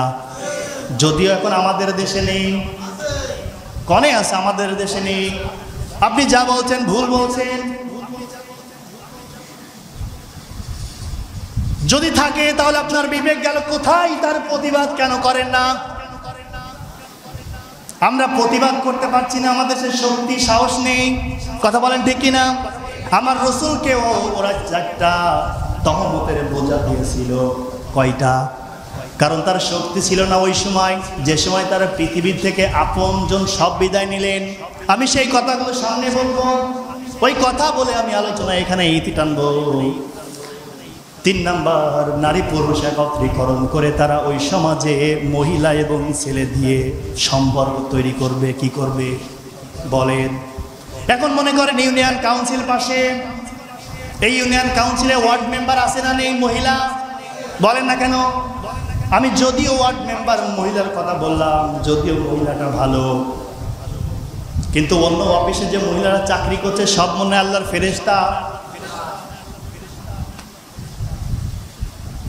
আমার ভাইরা, যখন মহিলা আর পুরুষ একসাথে চাকরি দেবে, তখন নারী আর পুরুষ যদি একসাথে 8 থেকে 10 ঘন্টা সময় পার করে, আমার মনে হয় ওর কাছে স্বামীর চাইতে আপন লাগবে এই লোকটা। কথা বলছেন না কেন? কারণ ওই মহিলা সময় দিচ্ছে দিনের বেলা, এই লোকটার সাথে অফিসে 8 ঘন্টা 10 ঘন্টা 21 ঘন্টা। যখন 21 ঘন্টা সময় দেবে, আমার মনে হয় স্বামী হবে পর, আর পর পুরুষ হবে আপন। আর যখনই আপন হবে, মোম আর আগুন যদি এক সাইডে রাখেন, মোম তো গলবে, কথা বলে না কেন? আর মোম যখন গলবে তখন কিন্তু আগুন লাগাতে বাধ্য, বলেন বলেন। আর যখনই আগুন লাগাবে, মোমবাতি তো জ্বলে শেষ হয়ে যাবে। আমার ভাইরা, আমার মনে হয় নারী পুরুষ একত্রিত করেছিল এই কারণে ওই সমাজে অবৈধ সন্তানে পরিপূর্ণ হবে ফিরাউনের মিশন। যদি এই সমাজে জারদ সন্তান তৈরি করতে আমি সফল হই, সমাজ থেকে কোরআনের আইন ওই জারদ সন্তানরা তুলে দেবে। আজকে আমাদের দেশে নেই। আমার মনে হয় যারা কোরআনের মাহফিলে বাধা দেয় ওরা আল্লাহর ওলি। যারা কোরআনের ময়দানগুলোতে বক্তাদেরকে গলার টুটি চেপে ধরে, আমার মনে হয় জান্নাত থেকে পালিয়ে এসেছে। আমার মনে হয় যারা ওই সকল আলেমদেরকে ছুরি নিয়ে মঞ্চে ওঠে, আমার মনে হয় জান্নাতুল ফেরদাউস থেকে পালিয়ে এসে ওকে বাধা দিচ্ছে। না না না, ও জান্নাত থেকে পালিয়ে আসেনি। কারণ আমার আল্লাহ আগেই নিজেই বলেছেন, উলাইকা কাল আনআমি বাল হুম আদল। ওর জন্মেও ভেজাল আছে। আমার মনে হয় ওর রক্ত টেস্ট করলে আবু জেলের রক্ত হার মানবে। আমার ভাইয়েরা, যে কথা বলছিলাম, 4 নম্বরে 40 বছর ক্ষমতার বয়সে সে মিশন নিয়েছিল সমাজে প্রত্যেকটা সেক্টরে দুর্নীতির আঁকড়া তৈরি করব। বলেন তো কে আঁকড়া? আরো জোরে বলেন। আপনারা ক্লান্ত হয়ে গেলেন, আরো জোরে বলেন লিল্লাহে তাকবীর। এই যে তাকবীর শুনে বুঝতেছি ক্লান্ত জর্জরিত। লিল্লাহে তাকবীর, লিল্লাহে তাকবীর। এইবার বোঝা গেল আপনারা ওমরের উত্তরসূরি। আমার ভাইয়েরা, আজকে তাকিয়ে দেখেন 40 বছরের আইন চালু করলো কয়টি? আরো জোরে বলেন। আর বর্তমান সমাজের স্বৈরা সরকার সেই 41 বছরের টার্গেট। কথা বলে না কেন? যদি আপনার কলিজায় ঘা লাগে, আমার মনে হয় ঘা লাগলো ফিরে আসেন, আল্লাহ আপনার হৃদায়তের মালা পরাবে। এখন আপনি বলেন, ফিরাউন যদি 40 বছর টার্গেট নেয় 4টা আইন জারি করার জন্যে, আর এ যদি 41 বছর টার্গেট নেয় দুনিয়া বাংলাদেশকে একটা জালিমে পরিণত করার জন্যে, জাহান্নামে পরিণত করার জন্যে, ভালো কাজগুলোকে আস্তে আস্তে উঠিয়ে দেওয়ার জন্যে। এখন আপনার রায় আমাকে বলেন, এর কাছে কি ফিরাউন হার মানলো না? ইনি ফিরাউনের কাছে হার মানলো? আরো জোরে বলেন। ফিরাউন যদি হার মানে, আমার মনে হয় ওর শরীরে অবৈধ রক্ত ছাড়া কিছু না। এখন যদি আমি সত্যটা বলি মায়ের খাবো, নাকি যদি মিথ্যা বলি তাও মায়ের খাবো? মায়ের আপনারা দেবেন না যদি আমি মিথ্যাটা বলতাম। হয়তো বা আল্লাহ কষ্ট পেত, রসুল নারাজ হতো, কিন্তু মসজিদের সভাপতি সেক্রেটারিতে খুশি হতো। কথা বলছেন না কেন?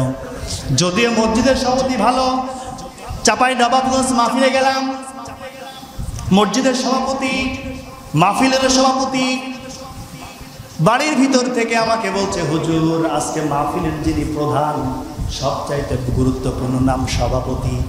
এই সভাপতি সুদের টাকা ছেড়ে দেয়, তার মেয়ে আছে একটা, বাইরে সবসময় বেড়ায়, আইলানা, মাস্কারা, মার্জিয়া, বুরু পেন, অর পেন, এমনকি নেল পালিশ, এইগুলো মেখে যখন রাস্তা দিয়ে হাঁটবে, আমার বলেন তো ভালো কোনো যুবকের চোখ ভালো থাকবে? বলেন না কেন? ওই যুবকের চোখ কিন্তু ওই মেয়ের দিকে যাবে। শুধু মেয়ের দিকে যাবে না, হয়তো বা উপর থেকে আস্তে আস্তে পেটেও নজর পড়বে। আর পেটে যখন নজর পড়বে, আমার মনে হয় পেট দিয়ে আল্লাহর ওলি বের হবে। কথা বলছেন না কেন? বাইজিদ বুস্তামি বের হবে। আমার মনে হয় ওর পেট দিয়ে যেটা বের হবে সবচাইতে জালিমের নাম আর কি বলবো। বর্তমান ইউটিউব টিউবমেট গুগল ঘেটে যা দেখি, চোখ মোটা মোটা করে যে টাকায় ডিপ জল বের হবে। কথা বলছেন না কেন? আমি আজ পর্যন্ত কোনো দিনই দেখলাম না। মিশা সওদাগরের নাম শুনেছেন না? বলে না কেন? এই মিশা সওদাগরের কোনো ভালো দিক আমি বর্তমান অনলাইনে পাইনি। কথা বলছেন না কেন? আবার লোকটা বলে আমি নামাজ পড়ি, দোষ কি আমার? ডিপজালে বলে দোষ আমার না, দোষ হলো যে ছবি বানাই। এখন বলেন তো, আমার অন্তরে যদি ইমানের সিটি ফুটা থাকে, এখন আপনি আমাকে জেনা করার জন্য একটা মেয়ের সাথে ঘরে ঢুকিয়ে দিলেন। এখন আমার মনটা ওদিকে নেই, আল্লাহ আমাকে দেখছে। কথা বলছে না কেন? আল্লাহ যদি দেখে, আমি এটাই বিশ্বাস করি আমি ওর দিকে, বলেন যাব? যদি আমি না যাই তাহলে তোমরা কি করে বলো এগুলো সব আমাদের না, ওরা দিচ্ছে তো আমরা দিচ্ছি। তখন আমি বললাম, ভাই মেয়েটা দেখতে কেমন? লোকটা বলে, হুজুর কি আর বলবো, আগে 6 বার বের হয়ে গেছে।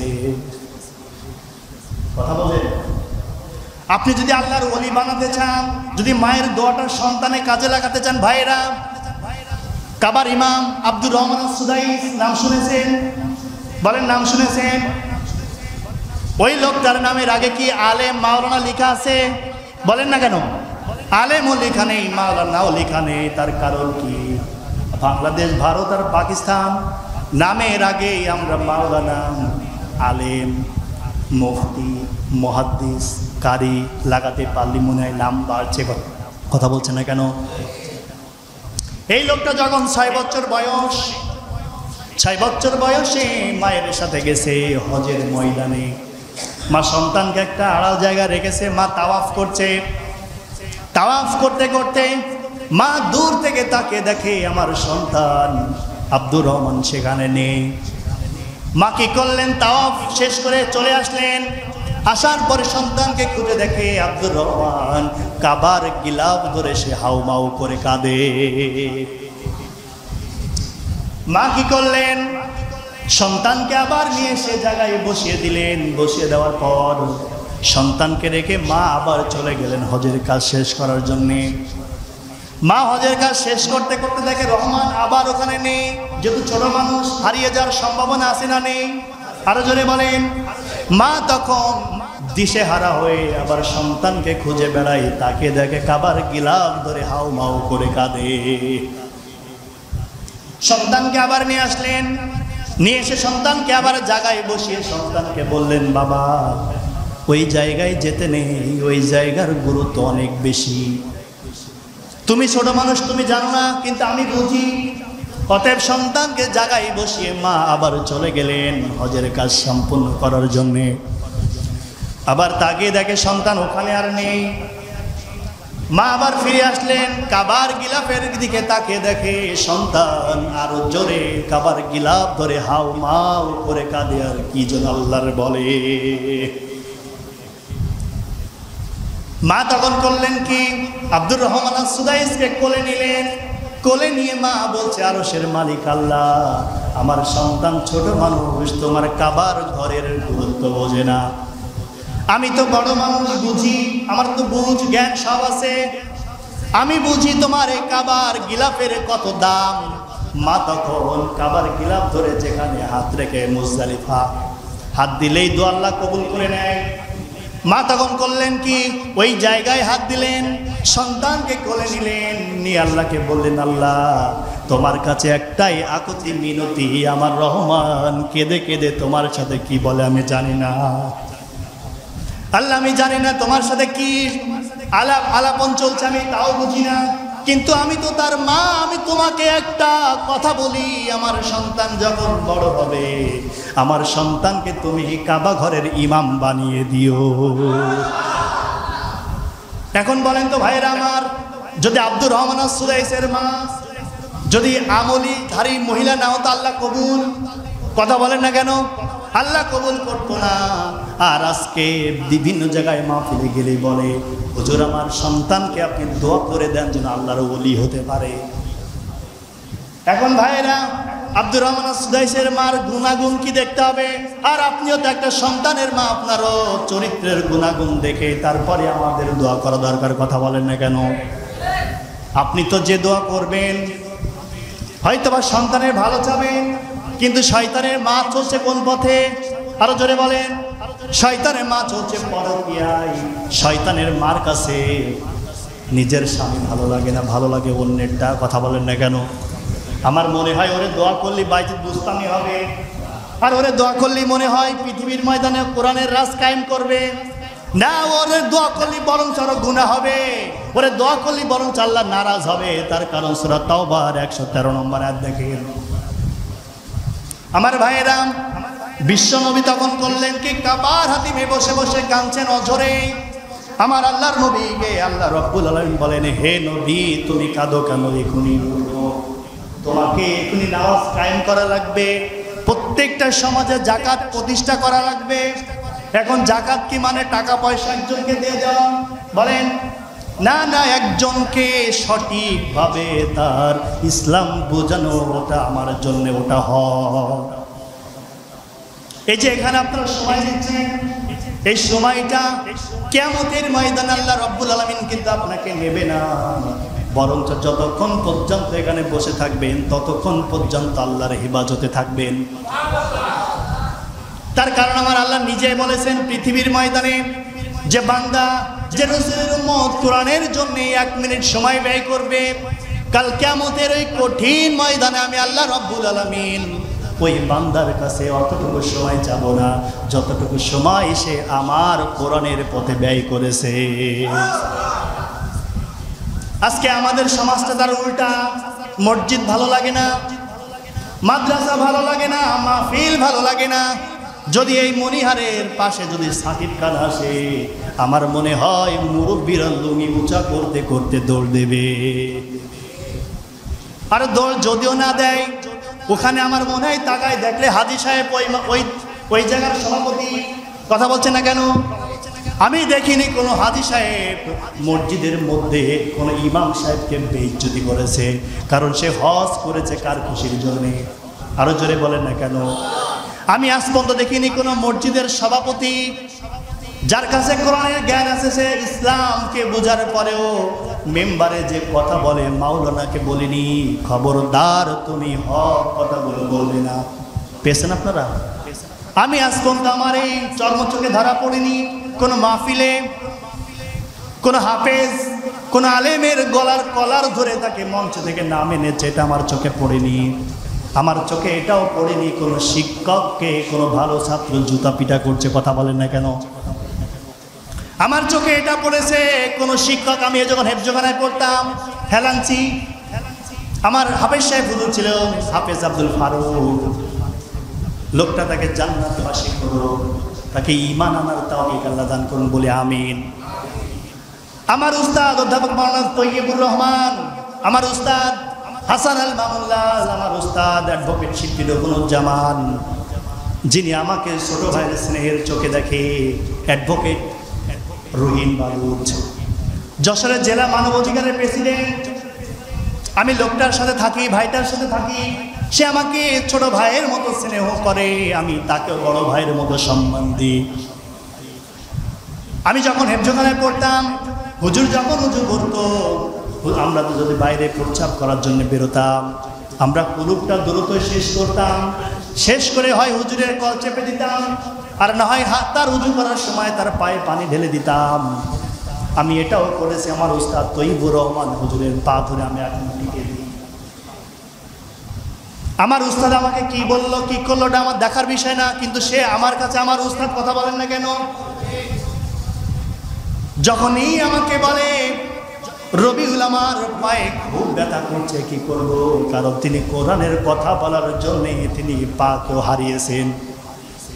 সে কোরআনের কথা বলতে গিয়ে চাপাই কানসাট, ওখানে গতদিন মাহফিল ছিল, ক্যামেরাম্যান ছিল আমাদের সাথে, প্রত্যেকটা লোক এসে হুজুরকে বলছে, হুজুর এই মাহফিলে আপনাকে সৈরা সরকার অ্যারেস্ট করে নিয়ে গেল, আপনি একজন আলেম মানুষ, কোনো কথা নয় বার্তা না, আপনি কোরআনে কথা বললেন, আর এই সমাজের নেতারা এসে আপনাকে প্রশাসন, পুলিশ, র্যাব, বিজিবি এনে আপনাকে ধরে নিয়ে গেল।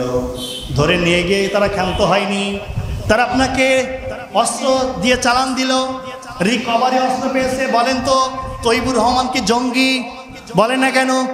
আমার মনে হয় তৈয়বুর রহমানের দিয়ে দেশ পাল্টে যাবে, তৈয়বুর রহমানের দিয়ে কি বাংলাদেশ কি উল্টায় যাবে, তৈয়বুর রহমানের দিয়ে কি শক্তিশালী সরকারকে পতন ঘটানো যাবে? আরো জোরে বলেন না কেন?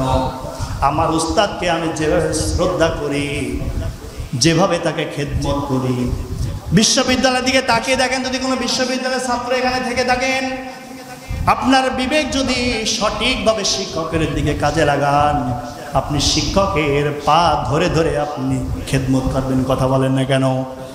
যারাই শিক্ষককে খেদমত করে তারাই সফল কাম হয়। আর আমি এটাও চর্মচোখে দেখেছি, যখন আমি মাদ্রাসায় পড়তাম, যখন আমি দাখিলে পড়তাম, পাশে ছিল হাই স্কুল, এই হাই স্কুলের শিক্ষককে সঠিক কথা বলতে গিয়ে স্যারকে জুতো পিটা করেছিলেন। ভালো, আরো জোরে বলে।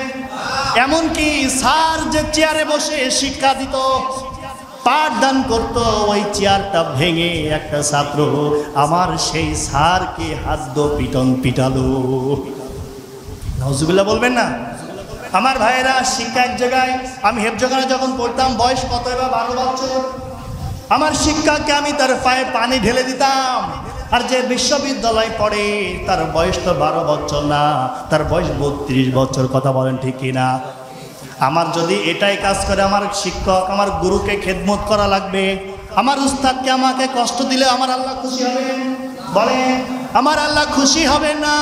এটা আমার বুঝ আছে 12 বছর বয়সে, আর যার 32 বছর বয়স, ওর বুঝ কোথায় শিক্ষককে পিটায়? কথা বলেন ঠিক কিনা? পার্থক্য তো এটাই। বর্তমানের সময় আপনার আমার বয়স খুব বেশি না, কিন্তু বয়সের ভাগে আক্রান্ত, মনের দিক থেকে আপনি এখনো ইয়াং। কিন্তু আপনাকে এটাই বিশ্বাস করতে হবে, আল্লাহ যে কোরআন রসুলের আদর্শ আমাকে মানায় লাগবে। কথা বলছেন না? রসুলের আদর্শ যদি আপনি বিমুখ করেন, আমার মনে হয় 12 বছর বয়স যে মানুষের বুঝ ছিল শিক্ষককে খেদমত করা, গুরুকে খেদমত করা, নেতাকে খেদমত করা, এই চিন্তা টেন্ডেন্সি আমার থাকার পরেও আমি তাদেরকে খেদমত করেছি, সেটা আমার জন্য না, আল্লাহর জন্যে। আরো জোরে বলেন না কেন? আর আপনারও যদি এই বুঝটা থাকে, আমার কোরআনের জ্ঞান, আমার রসুলের, আমার শিক্ষক, কথা বলেন না কেন? আমার রসুল শিক্ষক, কোরআনের শিক্ষক, ভালো কাজের শিক্ষক, আদর্শ কাজের শিক্ষক। অতএব আমার রসুলকে যদি বাদ দিয়ে এখন চলে যান, আমার মনে হয় রসুলকে খালি হাত দিয়ে পিটানো না, আপনার সর্ব শরীর দিয়ে রসুলকে ত্যাগ করা পড়ে। কথা বলেন ঠিক কিনা? যদি রসুলকে ত্যাগ করেন, আমার আল্লাহ আপনাকে জান্নাতে দেবে? বলেন না কেন আল্লাহ জান্নাতে দেবে না? আমার সেই স্যার দোয়া করেছিল, যে ছেলেটা পুলিশেরই চাকরি হয়ে গেছিল, তার নিয়োগপত্রটা আসতে বাকি। আমার চর্মচোখে বলছি, কোরআন সামনে মিথ্যা বলছি না। সেই স্যারের নাম ছিল গোপাল মাস্টার। যদিও হিন্দু, সেই লোকটা কোরআন শরীফ 3 থেকে 4 বার শেষ করেছে। আমার ভাইরা বাজারে এসে হাউমাউ করে কাঁদে। আমার একটা স্যার ছিল শহীদুল মাস্টার, কম্পিউটার অপারেটর। সে আমাদের ক্লাস দিত, আমাকেও সে পড়িয়েছে, কিন্তু আমার সম্পর্কে হয় দাদা। কিন্তু আজ দিন পর্যন্ত তাকে দাদা বলার সাহস আমার হয়নি। আমি যখনই দেখি তাকে স্যার বলে সম্বোধন করি। আমার ভাইয়েরা তখন ওই হিন্দু স্যার গোপাল স্যার, একটা ডাক্তারের দোকানে কামাল মাস্টার, এই দোকানে বসে, আর একটা দর্জির দোকানে বসে, দর্জির নাম ছিল আজারুল। এই দোকানে বসে আল্লাহকে বলেছিল, আল্লাহ তোমাকে বলি, আমার কোনো অন্যায় নেই, কোনো দোষ নেই, কোনো কিছুই নেই, কিন্তু তাকে বাধা দিয়েছে একটা কারণে, সে বিভিন্ন মেয়েদেরকে নিয়ে ইফটিজিং করত। ইফটিজিং করা ভালো, আর কোনো আদর্শ শিক্ষকের নৈতিক দায়িত্ব যে ওটা আরো করুন। যদি ভালো আদর্শের শিক্ষক হয়, আপনাকে বাধা দিতে বাধ্য। কথা বলছেন না কেন? তার কারণে তাকে চেন দিয়ে এত জোরে আঘাত করলেন, যদি দাঁড়িয়ে যেত। আমার স্যার বললেন, আমি দাঁড়িয়ে গেলে আমাকে মেরে ফেলত। আমার ভাইয়েরা, স্যার তখন বললেন, আল্লাহ তোমাকেই বলি, আমি বিধর্মী মানুষ, কিন্তু তারপরেও জানি তুমি আসমানে থাকো, তোমার কাছ থেকে সব কিছু ফাইসাল হয়। কথা বলেন ঠিক কিনা? আল্লাহ তোমাকেই বলি, তুমি তো কোরআনকে নাজিল করেছো প্রত্যেকটা মানুষের হৃদয়ে দেওয়ার উদ্দেশ্যে। আমি তোমাকেই বলি, আল্লাহ ওর যে চাকরি হয়েছে, খবরদার যেন চাকরিটা না হয়, কারণ ওর চাকরি পেলে, পুলিশের চাকরি পেলে সমাজকে আরো কলুষিত করতে বাধ্য হবে। আল্লাহর কসম দিয়ে বলছি, ওই ছেলেটার চাকরি তারপরে 6 মাস পরে হয়নি, এখনো পর্যন্ত ছেলেটার চাকরি হয়নি। ওই ছেলেটা এখন বিভিন্ন সিমের বিজ্ঞাপনে কাজ করে, সিম বিক্রি করে। আমার ভাইরা, আমার মনে হয় স্যারটা যে দোয়া করেছিল, সেই দোয়া তাকে লেগে গেছে। কথা বলছে না কেন? আমার ভাইরা, যে সূরাতুল কাউসার থেকে আলোচনা করছিলাম, নবীজির সিরাত নিয়ে, আমার নবী ওই সময় করলেন কি, তিনি উঠে গেলেন, তিনি নামাজ কায়েম করবেন যাকাত প্রতিষ্ঠা করার জন্য। আর এই সূরাটি সূরা কাউসার 108 নম্বর আয়াত সূরা। এটা খালি 3টা আয়াত আছে পবিত্র কোরআন শরীফের মধ্যে। 3টা আয়াত বিশিষ্ট 3টা সূরা আছে। কয়টা? আরো জোরে বলেন না কেন? আমরা অনেকে জানতাম কোরআনে মনে সবচাইতে ছোট সূরা সূরা কাউসার, সেটা ঠিক আছে, কিন্তু কোরআন মাজিদের মধ্যে আরো 3টা আয়াত বিশিষ্ট সূরা আছে, এটা কি জানি? আরো জোরে বলেন না কেন? 1 নম্বরে বলি সূরাতুল কাউসার, 2 নম্বরে সূরা নাসর, 3 নম্বরে সূরা আসর। এই 3টা আয়াত পুরা কোরআন শরীফের মধ্যে 3টা আয়াত বিশিষ্ট। সুবহানাল্লাহ বলতে পারলেন না? এই সূরা কাউসার আল্লাহ রাব্বুল আলামিন নাজিল করলেন মক্কায় ও মদিনায়। আল্লাহু আকবার। মক্কা এবং মদিনায় নাজিল করলেন কেন? আমার আল্লাহ বললেন, নবীজি তুমি যেখানেই যাও না কেন, সেখানে নামাজ কায়েম করা লাগবে। তুমি যেখানেই যাও না কেন, সেখানে তোমার যাকাত প্রতিষ্ঠা করা লাগবে। অতএব বিশ্ব নবী তিনি চলে গেলেন কাবার হাতিম ছেড়ে। কোনো 2 বন্ধু, তারা পাড়ি দিচ্ছে কোনো এক রাষ্ট্রে যাবে। সে দেশে আর ভালো লাগছে না, দেশের জুলুম নির্যাতন আর ভালো লাগে না। এখন এই 2 বন্ধু যাচ্ছে, যেতে যেতে একটা রাষ্ট্রে পৌঁছায় গেল। সেই রাষ্ট্রে ঘির দামও যা, আঙ্গুর, আপেল, কলা, দুধ ইত্যাদি এগুলোর দামও তাই। ঘির দামও যা, ফলের দামও তাই। এখন 2 বন্ধুর ভিতরে ছিল একজন চালাক, খুবই নাদুস। এখন এই বন্ধু চিন্তা করলো, যদি আমরা ফল ফুল বাদ দিয়ে যদি প্রতিনিয়ত ঘি খেতে থাকি তাহলে আমাদের শরীর বেড়ে যাবে। কথা বলেন ঠিক কিনা? তখন এই বন্ধু পাশে যে চিকনা বন্ধু থাকে, আমারও তো চিকুন চাকা, তখন বন্ধুকে বলছে, এই যে পর্যন্ত তুমি ঘি আর আপেল খাচ্ছ, তুমি একটা কথা বিশ্বাস করো, যে দেশে ঘির দাম, আপেলের দাম, ফলের দাম এক থাকে, আমার মনে হয় ওই দেশের সরকার পাগল। কথা বলেন ঠিক কিনা? এই বন্ধু তাকে বলেছে, খবরদার এই কাজ করো না। এখন লোকটা খেতে খেতে মোটা হয়ে গেছে, তার ঘাড় অনেক নাড়াতে পারে না। এখন ওরে বন্ধু চলে আসবে তার নিজের জন্মভূমিতে, তা বলতেছে, বন্ধু আমি তো চলে যাচ্ছি, তা তুমি যাবা না? তা বলে, না, আমার দেশের মানুষ পাগল, ওরা বোঝে না, আমি এই দেশেই থাকবো। তার কারণ এই দেশে ঘির দামও যা, ফলের দামও তার। আমি ফল আচ্ছা মতো খেয়েছি, এখন জীবনের মতো করে ঘি খাবো। এখন ওই দেশে ছিল এক রাজমিস্ত্রির জোগাড়ে, আর ছিল একজন মিস্ত্রি। এই মিস্ত্রি আর জোগাড়ি কাজ করছে, কাজ করতে করতে একটা দেয়াল ভেঙে পড়ে একটা পথচারী শিশু মারা যায়। এই খবর ওই রাজার কাছে চলে গেছে। এত দুঃসংস্কার এই আমার রাষ্ট্রে, কি করে একটা দেয়াল চাপা পড়ে বাচ্চা মারা যায়? তখন বলল, ঠিক আছে, ওই মিস্ত্রিকে ধরে নিয়ে আসো। রাজা লোক পাঠিয়ে দিয়ে বলল, তুমি চলো, রাজা তোমাকে ডেকেছে। ডাকার পরে বলে, কি জন্য আমাকে তলব করলো? চলো। মিস্ত্রিকে বলা হলো, তোমাকে ফাঁসি দেব। মিস্ত্রি বলে, আমার দোষ কোথায় রাজা মশাই? রাজা বলে তুমি যে কাজ করেছো, ওই দেয়াল ভেঙে পড়ে আমার রাষ্ট্রে একজন প্রজা মারা গেছে, একজন পথ শিশু মারা গেছে, তোমাকে ফাঁসি দেব। তোমার কি কোনো কথা আছে? রাজার সামনে মিস্ত্রি বলে, রাজা মশাই আমাকে একটা আর্জি আছে, দোষ আমার না, দোষ জুগাইড়ের। রাজা লোক পাঠিয়ে দিয়ে বলল, জুগাড়িকে ধরে নিয়ে আসো। ধরে নিয়ে গেল। ধরে নিয়ে যাওয়ার পরে রাজা জিজ্ঞাসা করলো, কি এর দোষ বলো? রাজা বলল, মশলা মাখিয়েছে মিস্ত্রি না জুগাইড়ে? বলেন, মশলা মাখায় কারা, মিস্ত্রি না জুগাইড়ে? জুগাইড়ে বলে, মহোদয় দোষ আমার না, দোষ যে এই মশলায় পানি মিশিয়েছে।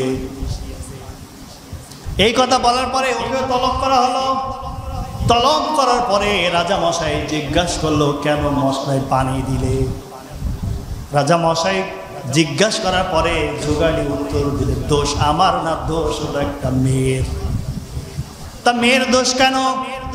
কারণ ওই মেয়ের পায়ে ছিল ঝুনঝুনি, ঝুমুর। ওই ঝুনঝুনি আর ঝুমুর দেখতে ওই হাঁটতে হাঁটতে যাচ্ছিল, আমি ওই মেয়ের দিকে তাকাইলাম, এই জন্য পানিতে মশলা বেশি হয়ে গেছে। কথা বলেন। এখন বললো, ঠিক আছে, ওই মেয়েকে নিয়ে আসো। ওই মেয়ে বলল, তোমার কারণে, ঝুনঝুনি আওয়াজের কারণে আমার রাষ্ট্রে দুইজন মারা গেছেন। মেয়ে বললে, রাজা মশাই দোষ আমার না, দোষ হাতিওয়ালার। তা হাতিওয়ালার কিসের দোষ? ওই হাতি একটা বড় হাতি নিয়ে পার হচ্ছিল, আমি হাতির দিকে তাকাচ্ছিলাম আর ঝুনঝুনি বাজছিল। হাতিওয়ালাকেও নিয়ে আসা হলো, কিন্তু ওই যে বন্ধু গলা মোটা প্রথমে যাকে ফাঁসি দিচ্ছে, ওই বন্ধু কিন্তু ওর কাছে আটক। তা কি হলো? এই রাষ্ট্রে আমরা ফাঁসির দড়ি বানিয়েছি, সবার গলা তো চিকুন, যায় আর আসে, যায় আর আসে। রাজা মশাই কি করব?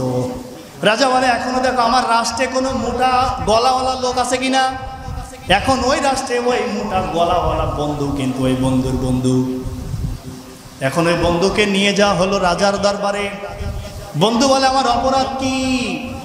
বন্ধুকে বলা হলো, তোর কোনো অপরাধ নেই, তোকে এখন ফাঁসি দেব।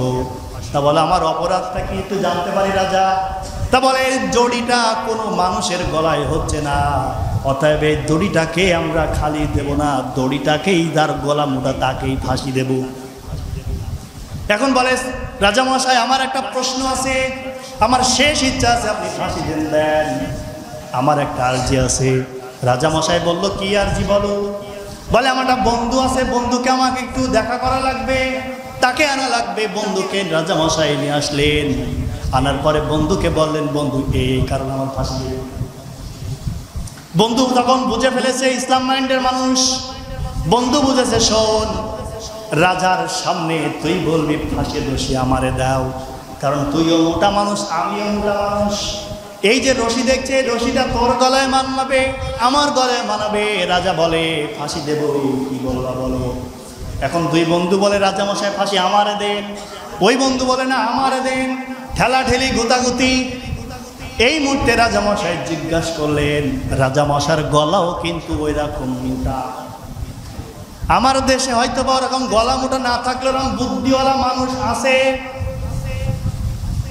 হয় সে পুরুষ হয় হোক সে মহিলা, এরকম বুদ্ধিমান মানুষ কিন্তু এদেশে আছে। এখন বন্ধু বলে ব্যাপার তো ভালো। রাজামশাই চুপ করে থাকে, কেন দেখি কথা বলি। রাজা বন্ধুর কাছে জিজ্ঞাসা করে, তুমি তো কিছুই জানো না, তুমি কেন এই ফাঁসির রশি নিতে যাচ্ছ? তুমি তো মারাই যাবা, তোমার বউ বিধবা হবে, সন্তান সম্পত্তি এতিম হয়ে যাবে।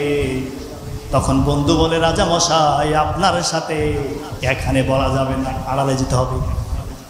আড়ালে নিয়ে গেল রাজাকে। রাজাকে আড়ালে নিয়ে গিয়ে রাজাকে বলল, রাজামশাই আমার বন্ধুকে কেন দড়ি দিচ্ছি না জানো? তার না। তাহলে কি শুনতে চাও? হ্যাঁ শুনতে চাই। কারণ আমি দেখতে পাচ্ছি আমি নামাজ কালাম হজ যাকাতে সবই করি। এই রশি যে ইচ্ছাকৃতভাবে গলায় নেবে সে জান্নাতে যাবে। এখন রাজা চিন্তা করলো, অন্য দেশের মানুষ এসে আমার রশিতে ঝুলে এসে জান্নাতে যাবে, এটা হবে না। এই রশিতে আমারকে ঝুলে আমার মারা যাওয়া লাগবে, আমি জান্নাতে যাব। তখন রাজা তার প্রজাদেরকে বলে, শোনো, এই রশিতে এদের দাও না, এদেরকে ছেড়ে দাও। তার কারণ এদের যদি এই রশিতে গলায় ঝুলি আমি মারা দিই, মারাও যাবে, কিন্তু তারা যাবে কোথায়? বলেন বলেন। অতএব এই রশিটা আমারে দাও। সবাই পাগল হয়ে গেল, কেন রাজামশাই রশি নেবে? রাজামশাই বলে, সব বাদ দে, আগে আমার গলায় রশি দে। আমার মনে হয় গলায় রশি ইতিমধ্যে পড়ে গেছে। কথা বলেন। আর যদিও না বোঝেন, বাড়িতে গিয়ে, বাড়ি যদি কাঁচা কচু থাকে আপনি চাবাবেন আচ্ছা মতন। যদি বলেন কেন, আপনি বোঝেন একটা কারণ, হাত দিয়ে জিবিটা চুলকান, বরঞ্চ হাতের ব্যায়াম হবে। আমার ভাইরা, যদি আপনি কোরআনের কথাগুলো যদি সত্যভাবে না মেনে নেন, আপনার গলায় কখন ফাঁসির রশি উঠবে আপনি নিজেও জানবেন না। আমার ভাইরা, যে কথা বলছিলাম, আমার রসুল কিন্তু তিনি তার দাওয়াত নিয়ে চলে গেলেন। আমার রসুলকে বলা হলো, হে নবী তুমি কেন কাঁদো? কাফেররা যে তোমাকে 3টা মিথ্যা তহমতের বোঝা দিল, তুমি এর মধ্যে কি একটু হাসতে পারবা না? হাসো। কাফেররা যে 3টা মিথ্যা তহমতের বোঝা দিল, 1 নাম্বার, তুমি নির্বংশ, তোমার কোনো সন্তান নেই। আমার আল্লাহ বললেন, মাকানা মুহাম্মাদুন আবা আহাদিম মির রিজালিকুম ওয়ালাকির রাসূলুল্লাহি ওয়া খাতামান নাবিয়্যিন ওয়া কানা আল্লাহু বিকুল্লি শাইইন আলিমা। সূরা আহজাবের 40 নম্বর আয়াতে পাবেন। আমার নবীকে বলল, হে নবী তুমি শোনো, তোমার 3টা সন্তানকে নিয়েছি, আবুল কাসেম, ইব্রাহিম, তুমি কেন কাঁদো? কারণ তুমি জানো 3টা সন্তানের বিনিময়ে তোমার পৃথিবীর ময়দানে রুহানি সন্তান দিয়ে ভরে দেব। আমার ভাইয়েরা, রুহানি সন্তান কারা? আমার নবীকে আল্লাহ বলেন, হে নবী আপনি যদি মন খারাপ করেন, কি কারণে মন খারাপ করবেন? পৃথিবীর ময়দানে আপনার রুহানি সন্তান দিয়ে আমি ভরে দিলাম। পৃথিবীর ময়দানে যদি আপনাকে নিয়ে মিথ্যা কথা কেউ বলে, আমার বাপের নামে আপনি অনেক মিথ্যা কথা বলেন, তাকে অনেক গালিগালাজ করেন, আমি সজোরে গ্রহণ করব। কিন্তু আমার বাপও যদি আমার রসুলের আদর্শ থেকে বাইরে চলে, আমার বাপকে আমি মানব না। কথা বলেন না কেন? আমার নবীকে বলা হলো, হে নবী আপনার সন্তান নিয়েছি, তাতে সমস্যা কি? 1,00,000 কোটি রুহানি সন্তান পৃথিবীর ময়দান দিয়ে ভরে দিলাম। এই 1,00,000 কোটি সন্তানরা কি করবে? এই 1,00,000 কোটি সন্তানরা কি করবে? আপনার সন্তানরা যা করতো আর যদি আপনার সন্তানদেরকে আমি বাঁচিয়ে রাখতাম, আমার কোরআনের এই সূরা আহজাবের 40 নম্বর আয়াত আমাকে পরিবর্তন করা লাগতো। কারণ পৃথিবীর ময়দানে আমি যে রুহানি সন্তান দেব তা আপনার ভরে যাবে। আর যদি আপনার সন্তানদেরকে রেখে দিতাম তাহলে কি হতো শোনেন। আজকে সমাজের দিকে তাকিয়ে দেখেন, পীরের ছেলে পীর হচ্ছে, চেয়ারম্যানের ছেলে চেয়ারম্যান হচ্ছে, এমপির ছেলে এমপি হচ্ছে। ওদের কি যোগ্যতা নেই? অবশ্যই আছে, কিন্তু ওরা যে পীরের ছেলে তাই জায়গা পাচ্ছে। কথা বলেন না কেন? আমার আল্লাহ বললেন, হে নবী, যদি আপনার সন্তানগুলোকে আমি না নিতাম তাহলে তোমার পাগল পাড়া উম্মতরা কি করতো জানো? তোমার পাগল পাড়া উম্মতে তোমার 3 সন্তানকে নিয়ে ওরা গদ্দিনশীল নবী বানিয়ে দিত। আজকে আমার দেশে গদ্দিনশীল পীর নেই না নেই? বলেন বলেন। 1800 আসে না নেই? খানকা আছে না নেই? বগুড়ার দিকে মাহফিলে গেলাম, দেখি রাস্তার পাশে এক জায়গায় ল্যাংটা বাবার মাজার। আমার মনে হয় ওর মধ্যে যা হয় সব আল্লাহর জিকির, কারণ ওর মধ্যে যা হয় সব জিনিস দেখা দেখি। কথা বলে না কেন? কারণ জিনিস তো বাইরে দেখায় না, জিনিস তো ঘরের ভিতরে দেখায়, কারণ বাইরে দেখালে জিনিস কেটে দেবে। এই যে জুনিয়র সাকিবের মতো কথা বলে না কেন? আমার ভাইয়েরা, রসুলকে এই জন্যে বললেন, হে নবী, আপনার সন্তানকেও তারা গদ্দিনশীল নবী বানিয়ে দেবে। এজন্য আমি তাদেরকে নিয়ে নিলাম। তাকে দেখেন, হযরত ইব্রাহিম আলাইহিস সালামের ছেলে হযরত ইসমাইলকে নবী বানিয়েছেন, হযরত আদম নবীর ছেলে শীষ নবীকেও নবী বানিয়েছে। আর যদি আপনি তো পৃথিবীর ময়দানে শ্রেষ্ঠ নবী, নবীদের সর্দার, তারা তো আপনার সন্তান, তারা উম্মতরা তাদেরকেও নবী বানিয়ে দেবে। কথা বলেন না কেন? এই জন্য আপনার সন্তানদেরকে আমি তুলে নিলাম। কিন্তু পৃথিবীর ময়দানে যারা আপনাকে পিছনে ট্যাগ লাগাবে, আপনার পাগল পাড়া উম্মতরা জীবনকে বাজি রেখে তাদেরকে প্রতিবাদ করবে। আজকে প্রতিবাদ করে না করেনি? আরো জোরে বলেন না কেন? প্রতিবাদ এমন করা করলেন, 15ই আগস্টে বেইজ্জতি করে 14ই আগস্টে আল্লাহ কারচুম্বি করে দিলেন। এই পরীক্ষা কার? আরো জোরে বলেন। এই পরীক্ষা যদি আল্লাহর হয়, এটা আপনাকে বিশ্বাস করা লাগবে। সূরা আনফালের 2 নম্বর আয়াত, কারণ সব কিছুর ক্ষমতা তিনি কে? আরো জোরে বলেন। আমরা এটা মানি, কোথায় কোথায় আল্লাহ মানি? আল্লাহ সর্বশক্তিমান, এটা মানি। মসজিদে আল্লাহু আকবার, বাজারে আল্লাহু আকবার না, কাবা শরীফে আল্লাহু আকবার, ওখানে আল্লাহ আছে, ওখানে আল্লাহু আকবার। আল্লাহু আকবার খানকায় না, খানকায়ও না, আল্লাহু আকবার মাহফিলে, আল্লাহু আকবার সিরাত মসজিদে। আজকে জিলাপি দেবে, এই জিলাপি খেয়ে আপনারা খুশি হতে হতে বাড়ি যাবেন, কিন্তু না, এখান থেকে 5টা শিক্ষা আপনাকে নিয়ে বাড়িতে ফিরতে হবে।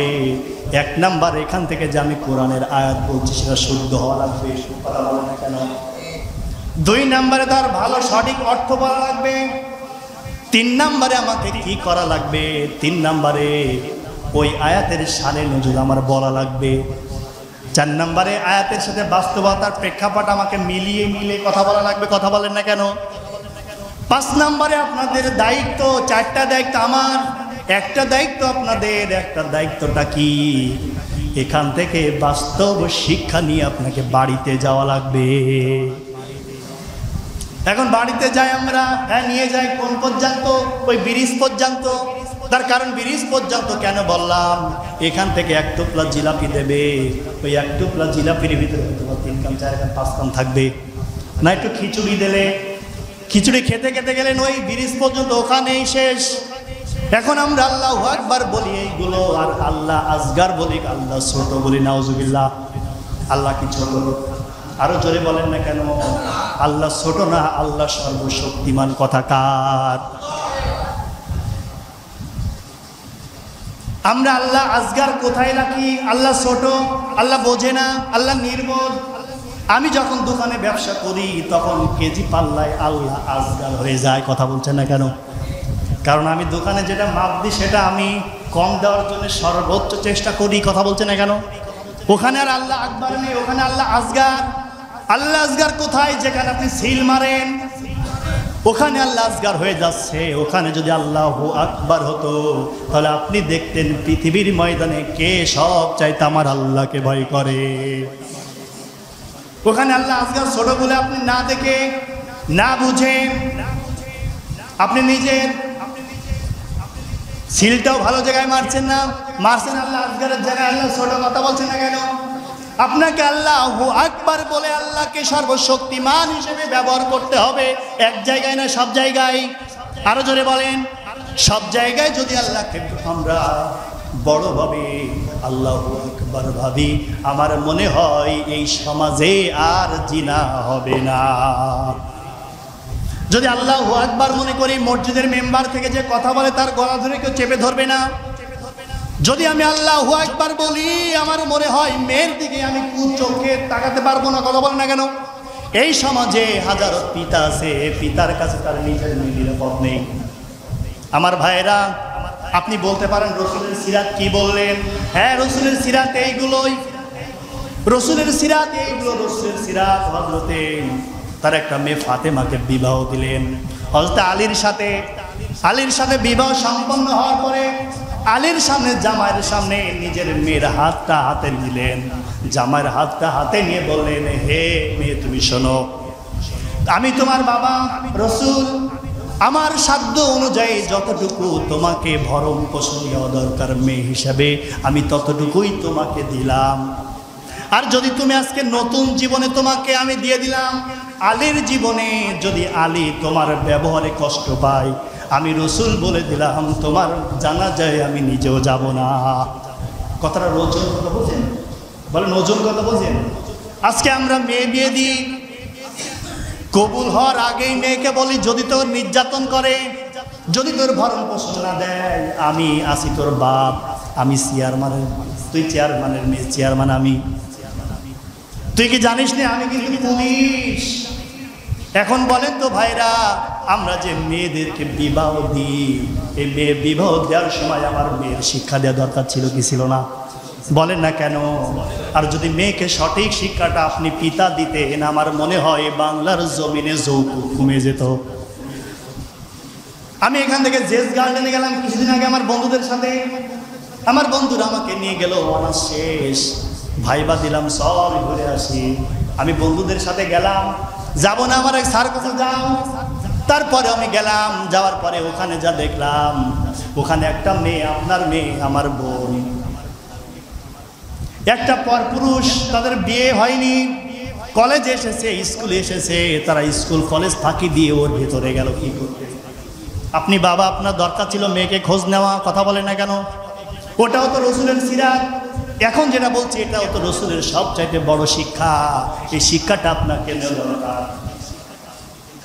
তখন গিয়ে যা দেখলাম, বিয়ের আগে যে আদর, যে ভালোবাসা, যা দেখলাম, আমার মনে হয় যদি বিয়ের আগে এমন আদর ভালোবাসা থাকতো, যদি বল থাকতো, বিয়ের পরেও এমন বল থাকার দরকার ছিল কি ছিল না? কথা বলেন না কেন? বিয়ের পরে একটা মেয়ে, একটা ছেলের ওই জেস গার্ডেনের মতো আদর যত্ন, স্বামী স্ত্রীর যে মহব্বত ছিল থাকা দরকার ছিল কি ছিল না? বলেন বলেন। আজকে সমাজের দিকে তাকিয়ে দেখেন, হ্যাঁ ওদের বিয়ে হয়, প্রথম দিন হয় বাসর, দ্বিতীয় দিন হয় হাসর, তৃতীয় দিন হয় পুঁজিরা, চতুর্থ দিনে হয়ে যায় যশোর, যশোরে যৌতুক মামলা। কথা বলছেন না কেন?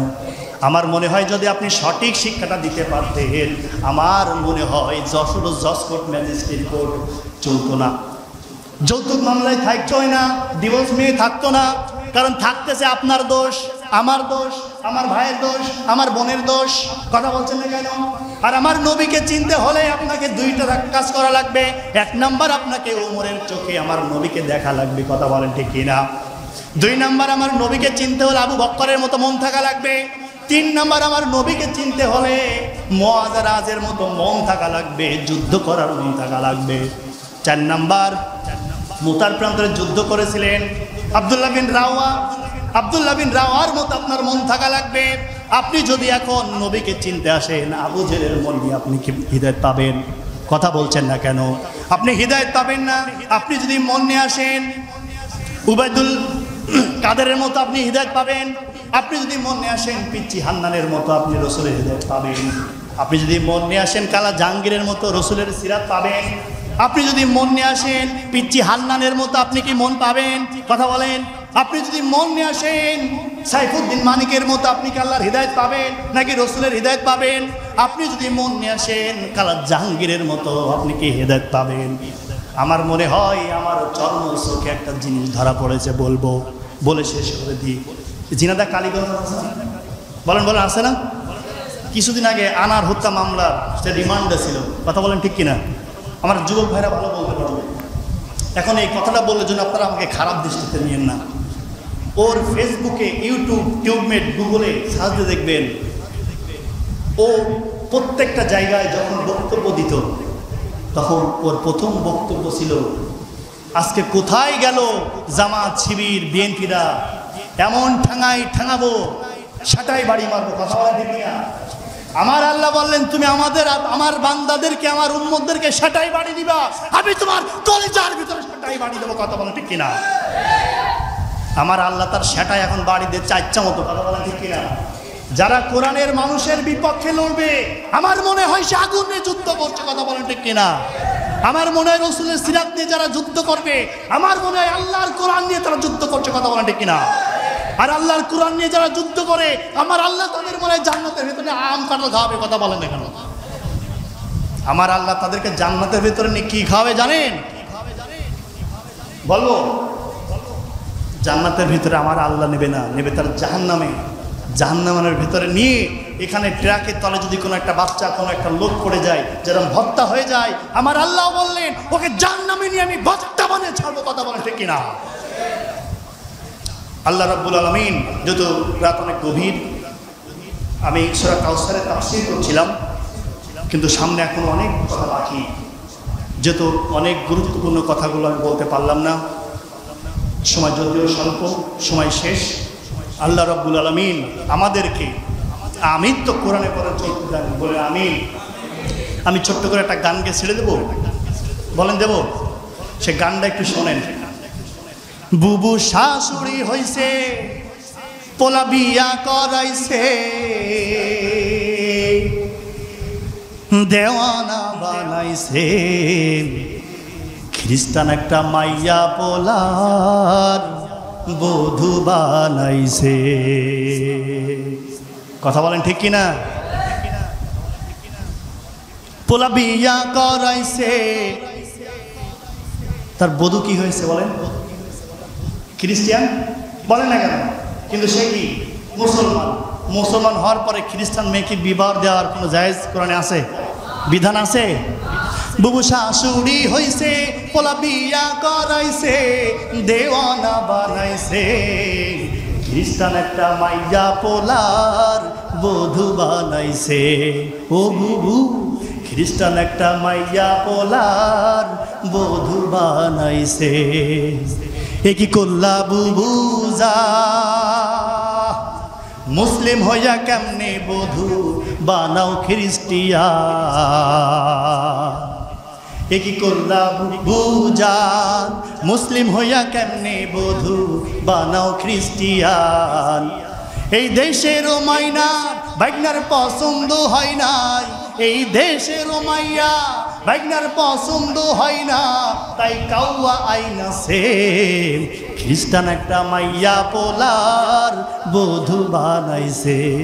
ও বুবু, খ্রিস্টান একটা মাইয়া পোলার বধূ বানাইছে।